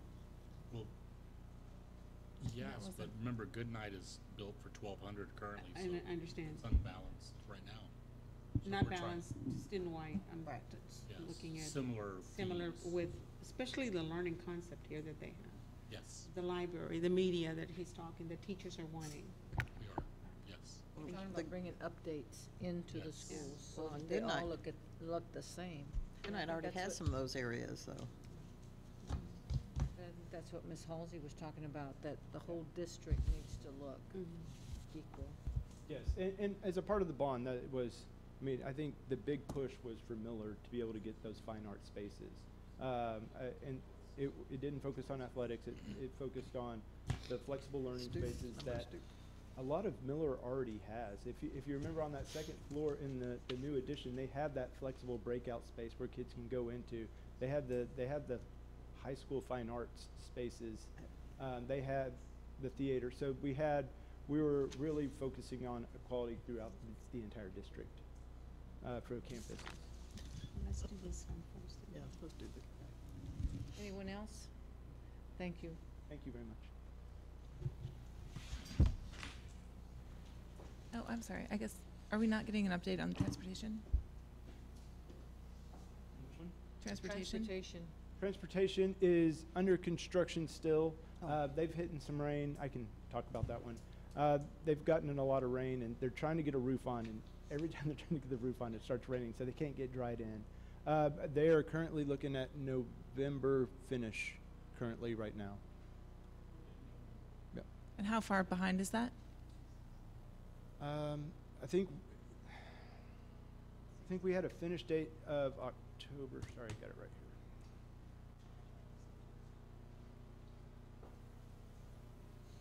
Yeah, it was October. So mid-October was the original, according to the bond schedule. So they're looking probably about a month behind right now. And does that change the budget? No. It's not affecting the budget. It's not No. causing us to go over because it's late. No. But we expect to be in there and operating out of that building by second semester?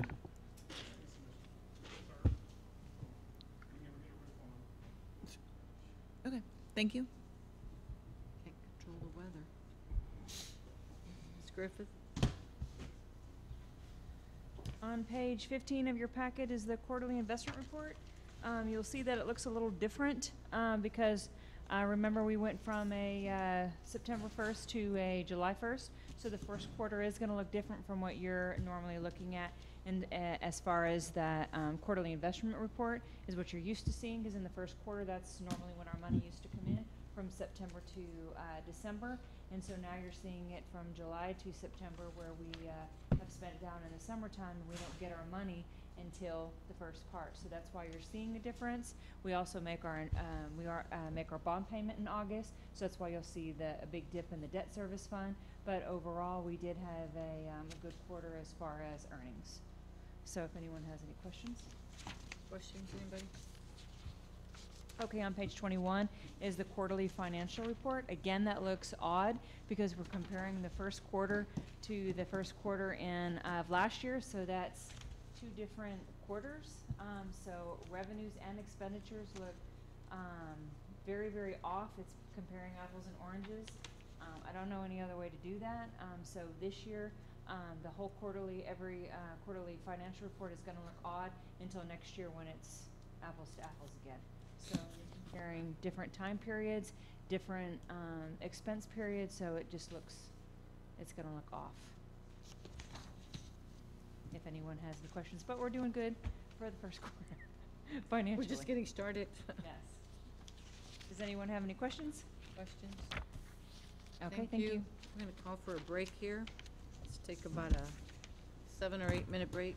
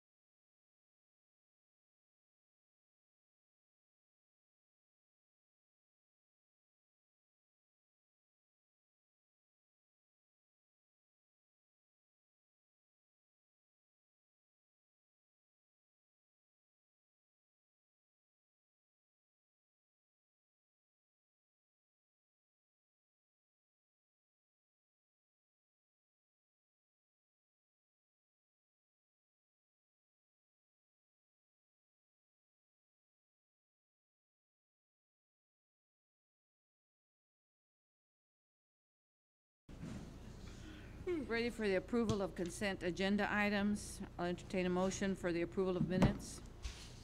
Ms. Cantu? I move that we approve items A, B, and C. I'll second. We're not having a personal action, so you mean A and C? Oh, sorry, yes, A and C, I'll excuse me. still second. You're still second? Okay. All in favor? I'm just abstaining. 4 and 1 abstention.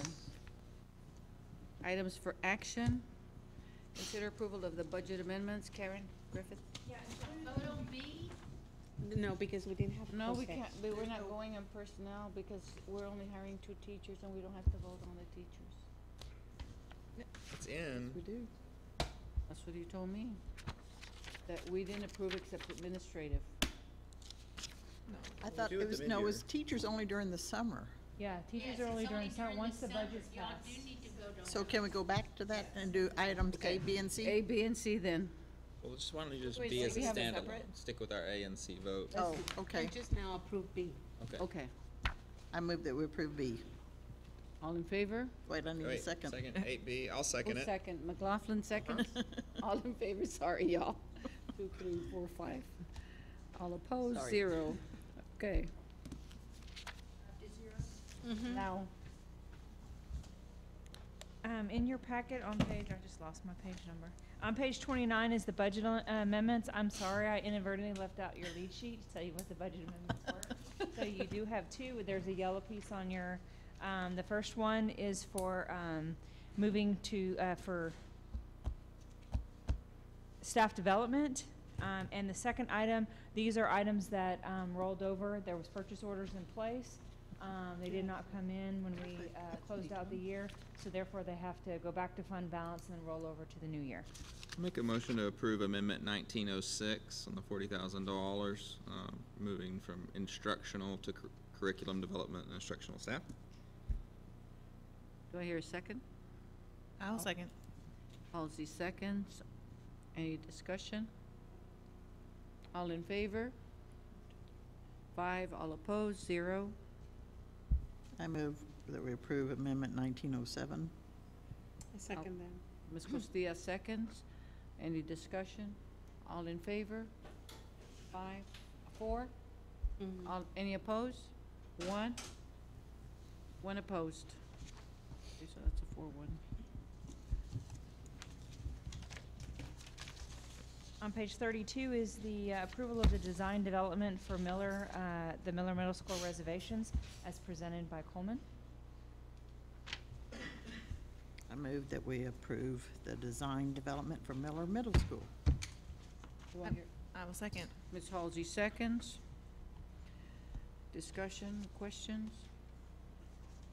All in favor? 5, all opposed, 0. On page 55 of your packet is the Guadalupe Appraisal District, if, for a nominee, if anyone has one.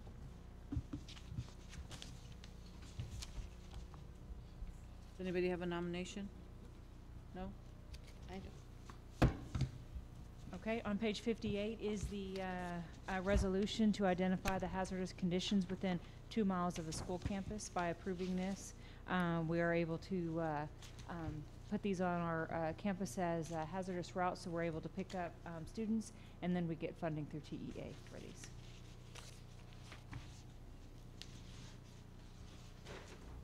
I move that we approve the adoption of the resolution to identify hazardous conditions within 2 miles of a school campus. Do I hear a second? I second that. Ms. Costilla seconds. Any discussion, question? I just had a question. On the page 59, it says district-wide, there are a total of 4,884 student bus riders. Out of a district-wide enrollment of 7,915 students enrolled in school, the total number of students that live within a 2-mile zone of a campus is 1,946.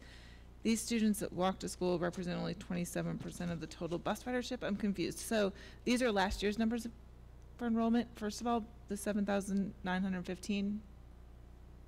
That's not the most recent enrollment number, correct?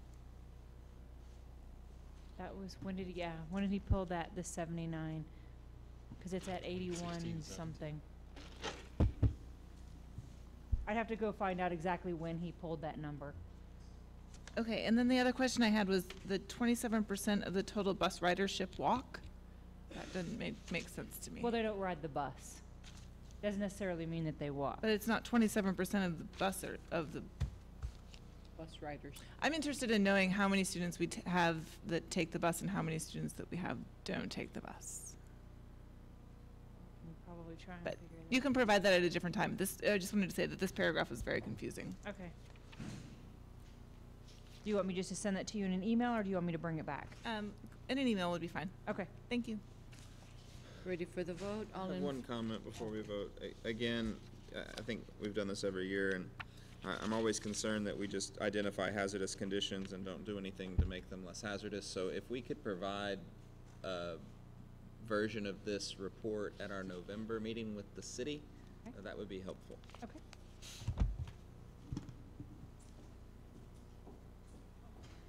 What's the main reason? Isn't it because of crossing the interstate and? Yes, we identify, and then remember last year, they also updated the rule where if you have where walkers are going through where it's considered a criminal area, that's also hazardous. So anywhere where a child is in danger, even though, because remember TEA has the 2-mile rule where we don't get funding if they are walkers within a 2 mile. So this allows us to pick up students because of these hazardous areas, and we receive funding for these students. Thank you. That's what the purpose of this report is.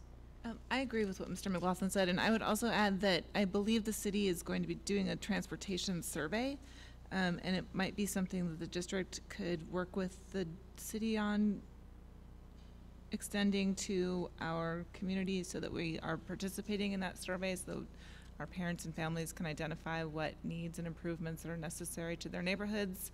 I'm not sure if sidewalks is specifically included in that. They have a sidewalk But plan. I think there's sidewalk plan is separate, but that might be something to ask at the meeting with the city.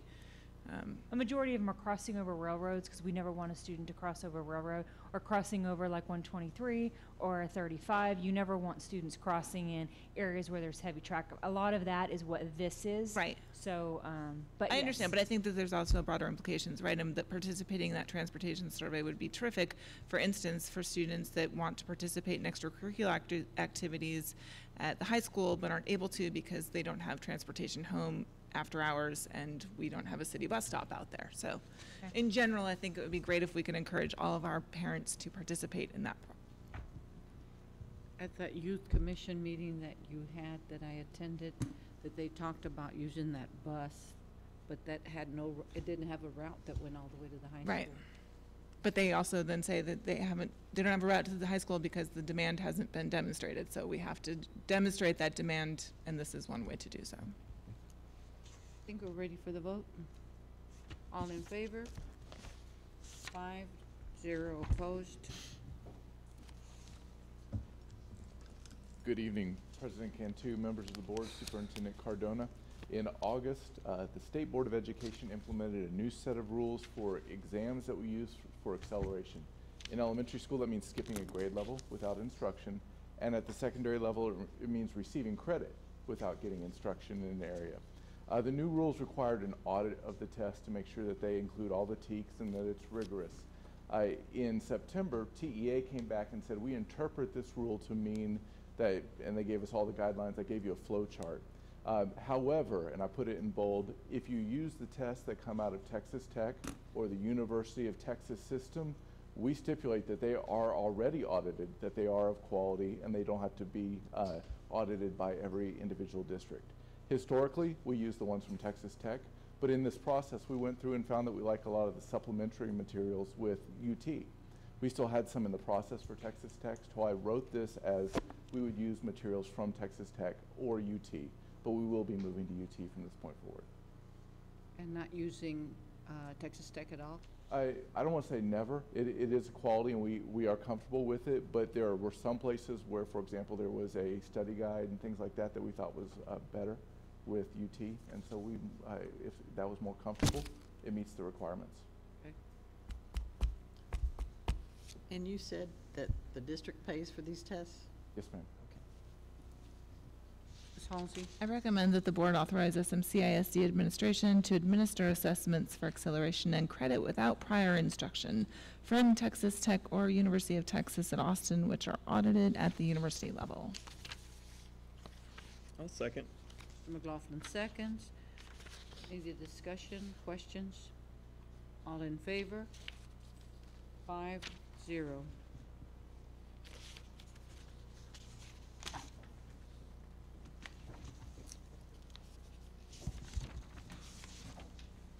Good evening, Madam President, members of the board, Superintendent Cardona. Consider approval for board policy update 110 and board policy updates 111. I handed out extra copies of the actual updates and explanation, and then this is also what we reviewed during agenda.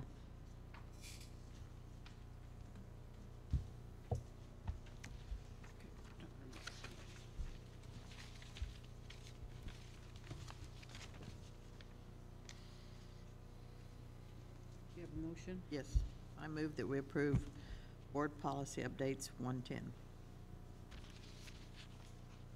I'll second your motion. Questions second. or discussion? Oh, sorry. Questions or discussion? All in favor? 5-0 opposed. She was. Clem. Waiting on it. 110. You did 110. Right, because they're two separate, so. So we have, I move that we approve board policy updates 111. I'll second.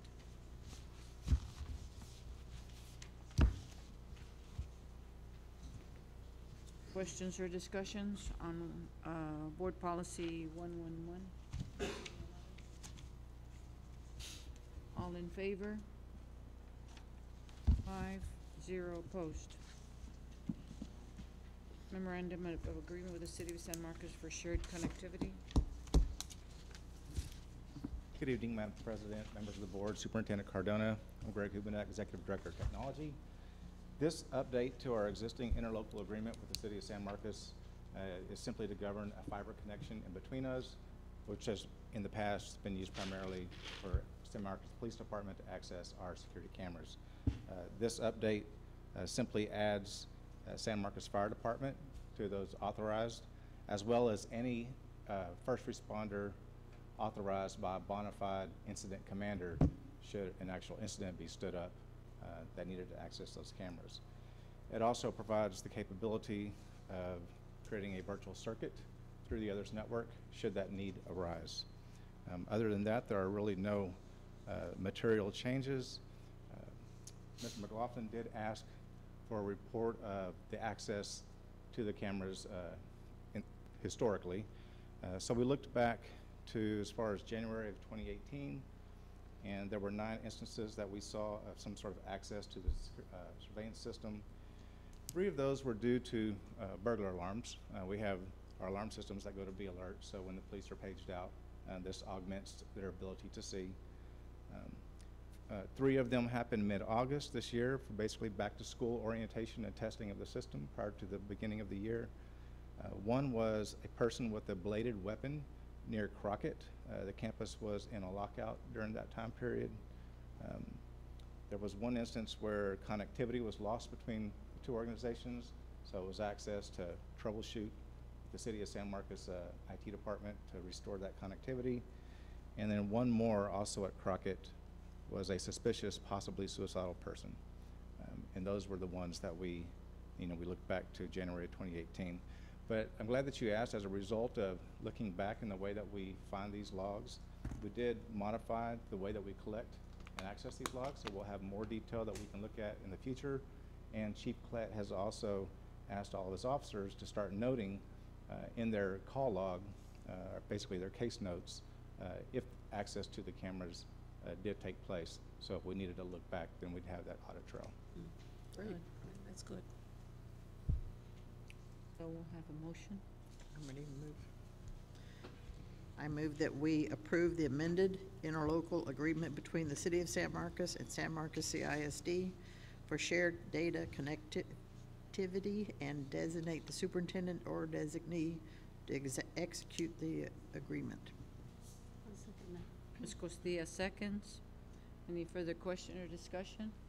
Yeah, I appreciate the connectivity and allowing the police access in the cases of emergencies.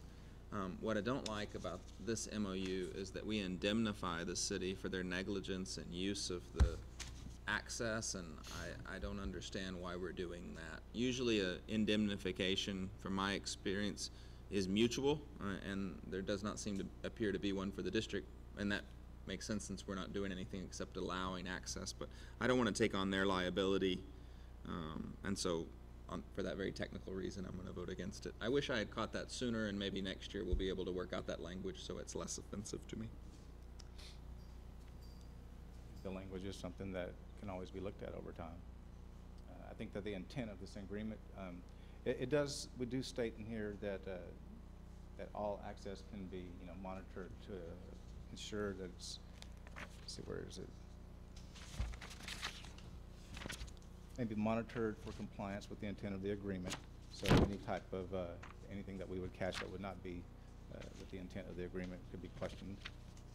But I think that if there's a particular paragraph on indemnity that you'd like to look at in the Okay, future. yeah, paragraph 4.1, to the extent authorized by Texas law, each party, that would mean us, agree to release, defend, indemnify, and hold harmless the other party, and here I'm worried about holding them harmless, against all claims of loss or damages for injuries or property damage or any loss, demand, or suit arising out of or related from the indemnifying party's breach or default of the performance of any obligations under this agreement, or caused by negligent acts or omissions of its respective officers, which would be anyone within the department, presumably. So I would just strike 4.1 and then I would be okay with this. But if my colleagues are comfortable with the language as it is, I mean, I'm just one vote.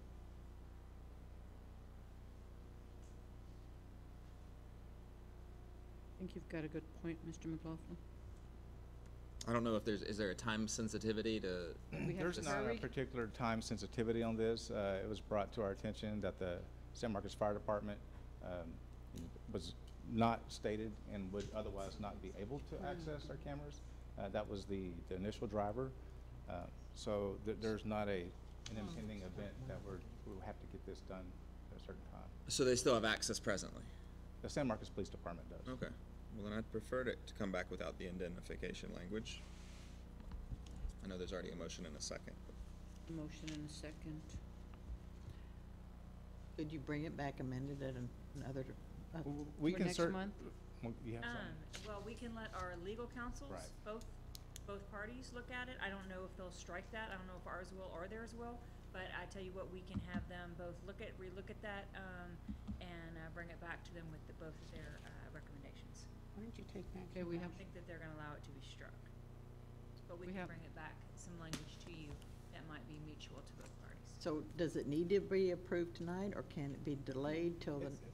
It doesn't really, again, we're not on a time crunch. There's not a particular event that we have to get this in by. So if this needed to come back next month, then it certainly could. But who's not able to look at it that wants to now?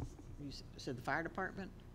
Yes. Oh, that or any first responder. If there was a serious incident, like a school shooter or something, God forbid, there'll be a command post set up, right? So the incident commander would be able to authorize the use of those cameras to whatever emergency responder needed to have that access. Currently, the police department has written in explicitly, and we wrote in explicitly fire department and any other emergency operations first responder as deemed appropriate by the incident commander. My preference is to keep it and vote on it and then bring it back again with an amendment for that paragraph. I agree with Trustee Hanson. Because I want fire and, first responders to go ahead and have access. If we approve it, I find it highly unlikely it'll come back modified as we requested. I mean, I would just say no if I were on the other side. So I think getting it right, since we've indicated there's no rush, yeah. I would prefer to get it right when we approve it. But We the already rush, have the the fire rush is for department fire department and first responders. We don't have them now. So for the fire to use our internal, to access our internal cameras? The fire department and first responders. But right now, it's accessed through SMPD. SMPD, Only the yeah. fire, Demand. only the police department. So I think we could wait until next month because it's already access to San Marcos PD. So I mean, if you're willing to. So can the withdraw fire your- department call the police department to be able to access it that way? I mean, I'm Certainly, I guess, you know, technically, if you look at the way this would work, I'm imagining a horrible scenario when you have a command center stood up, emergency operations center. If SMPD is accessing cameras, they could be telling the fire department what was happening, but they wouldn't, fire department wouldn't have the benefit of seeing for themselves, okay, I see what's happening in this so hall. they can't look at it even. The police According to department can. the way they- Only the Police police. can. But And they- are the like I said- police and the fire department connected already? I'm not sure what you mean. Okay, there's already the connectivity between us and the city. We're trying to bring in the fire department. Well, I But mean, what I'm saying, does the city and the fire department still look at the same? No. Well, I mean, No, the city we of would San have to Marcos approve provides it. all the IT backbone and resources Yeah. for multiple departments. One of those Okay. departments is the police department, and another department would be the fire department. Okay. They have. But in the event that there is an emergency, we will allow them to access the cameras, whether it's the fire or the. Without this police, we will agreement? Allow them. Without Well, this? we can allow them to, verbally, get on our system through the police department in the event that there was a crisis or an emergency. Okay. I just So- don't want you to think that we would hold that up on an agreement. If there was an Oh. emergency, we would allow them to. Okay, that was my concern, is that they couldn't look at it, but you're saying we can give them Yes. access. Okay. Ms. Then- Halsey? Yeah, I agree with Mr. McLaughlin's point, and I think that it's absolutely valid, and I would imagine that the city would understand our perspective and try to work productively and constructively with us to come to some central agreement. However, even if it couldn't be reached, it's not something that I would make a deal breaker. I would still want to allow the police and fire department and EMS workers That's what she's access, saying. because I think that our student safety supersedes that contractual point, but. Certainly. I mean, I think we agree that the intent of the agreement is great, and not every district has a resource like this. I think it's pretty outstanding that we do, and it's not just something that you can access over the internet. You have to be in one of the police networks or in their squad car, traversing a certain private connection before you can gain that access. So it's very governed as it is right now. The fire department couldn't access it from their stations if they wanted to right now, even if we said yes, because we've got it restricted. I mean, that can be changed, and they could be at a certain spot as long as they were in the right place in the network, then they could. So I can't really speak on behalf of the city, how their networks are laid out, but I'm just saying that it is very governed the way that we've stood this up, because it's a great thing for San Marcos safety. Ready for the vote? Yeah, I'd rather just go ahead and vote it up or down and go from there. All in favor? All opposed? 3-2. Discussion and possible action regarding hiring an additional special education teacher at Travis Elementary.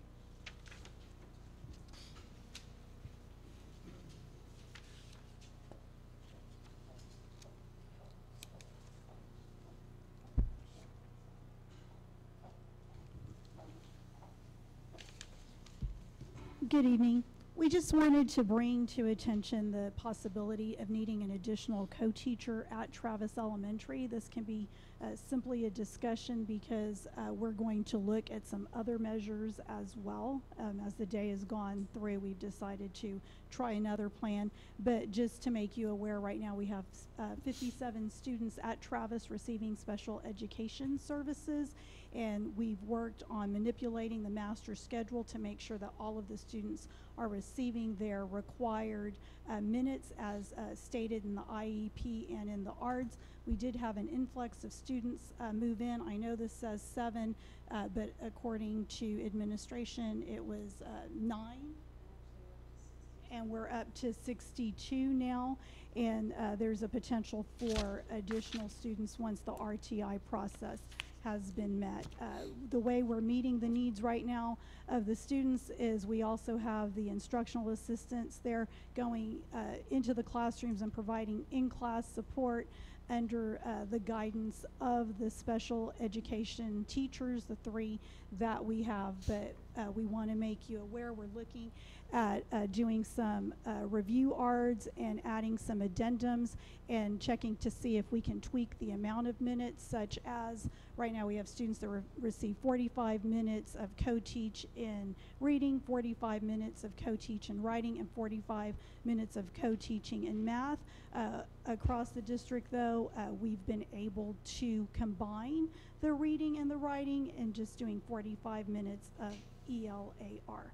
And so that's what we're looking at, but we did want to bring that to your attention. Ms. Morano? Dr. Goodall, if y'all have any questions for me? Yes, ma'am. I have 2. How many of these 62 students are speech only? I subtracted that out. We actually have, they have 47 students that need services. So of those 62, if you back out the students that receive only speech therapy, and we also have 4 students that receive self-contained class. So we're down to about 47 students that the 3 teachers are having to cover. I talked with the administrators, and part of the difficulty is that we had a plan in place. They had some new students that came in at the younger grades that we previously didn't have sections of co-teach at 2nd grade. So when they transferred in, we rearranged the schedule. We've looked at it, 100 times. We're going to continue to work on it, but right. The 4th and 5th grade right now is where we're hit with the highest needs. And when you look, Hernandez is close behind. Travis has 29 students in 4th and 5th grade that need co-teach or resource support. Whereas some of the other campuses have 11, 15, 20. For some reason, our high concentration at Crockett, Hernandez, and Travis. Those are the campuses with the largest special education population right now. And there's many referrals coming. After we had our meetings with RTI, with Gina Laidley, we met with all the RTI teams to follow the TEA strategic plan and listen to how many students have been on RTI for how long and who's making progress and who's not. So we do know there's more referrals coming. Okay, so if my math is right, that's 15 speech-only kids? No, there were 11. Out of 62 students, 11 received speech only at Travis, and then there are 3 let me pull it back right here. Got all my numbers here for Travis. 12 speech only and 3 self-contained. So if you subtract the 15 from the 62, there's about 47 students to serve. It really depends day to day. Did they turn in the demo sheet for the newest student that just came in, or did a student withdraw? So the number flexes, but that's approximately based upon our last PEIMS that we ran. And what's the projected cost? I know you can't do exact. For a special education teacher? Mm-hmm. About 50, well, we're down. 55? Well, normally about 55, so probably what, about 47 right now for the year?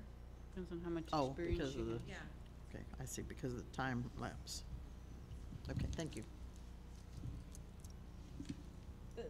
The concern continues, and you all know, the special education population continues to grow, especially with the newest information from the federal government. And while they're saying that the national average is 13%, and the TEA cap was 8.5, we were never at 8.5. We've always been higher, but we are close to around 12%. Just mechanically, I'm confused why this is agendized today. Did the campus already request this position, and the admin's reevaluating the need, or what's the exact status that got it before us?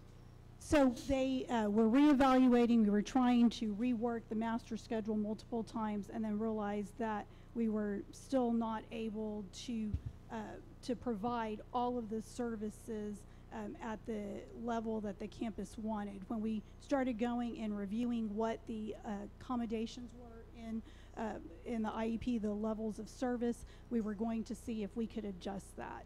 And so that came up today. The other option too that we were looking at was bringing in a certified special education substitute teacher, and HR is looking at which subs would qualify to do a long-term sub position until we're able to reevaluate.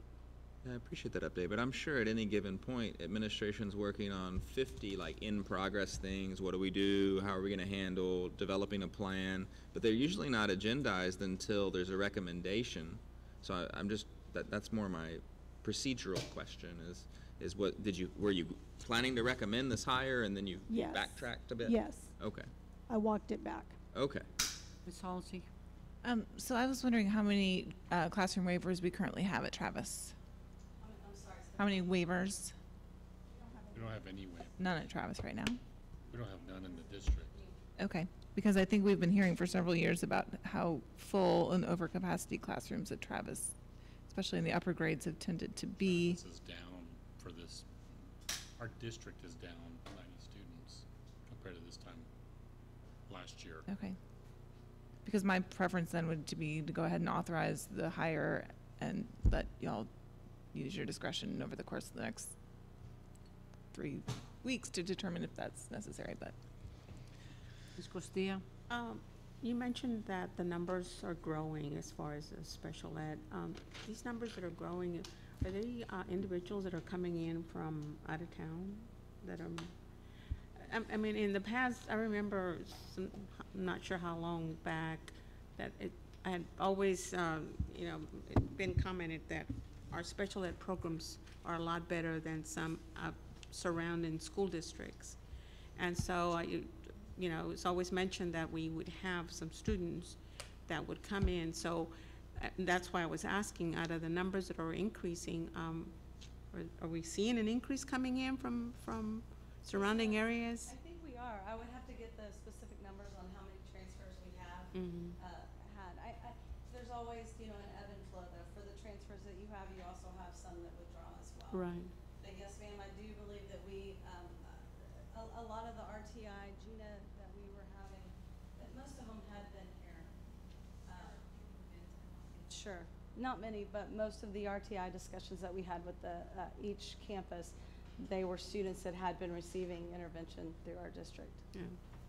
That's the thing. Ms. Hanson? When you say transfer, you're talking about moving in? Yes, ma'am. Not requesting to transfer to the district? Right. Okay, New, just want to yes, clarify. new to our district, yes. Just want to clarify that for everybody, because I was like, we're exception. Not that that, you know, couldn't happen, but thank you.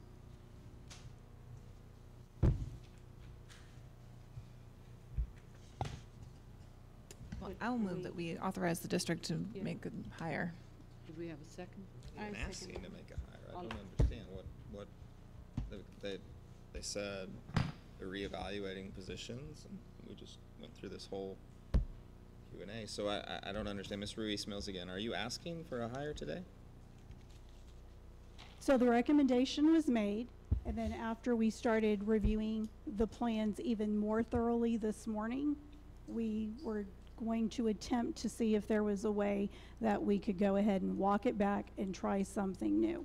And if you wanted to make a hire, you'd come back to us next month or something? Yes. Okay. And you could also hire a certified sub, right? Yes, HR is looking at that. We already have a motion and a second. I'll withdraw my motion. We're just discussing, so. Okay. But I can she's gonna withdraw her motion. She's gonna withdraw? I can The withdraw the motion, you second. withdraw your second? Yeah, that's fine. Motion adjourned? I second. All in favor? 0 opposed.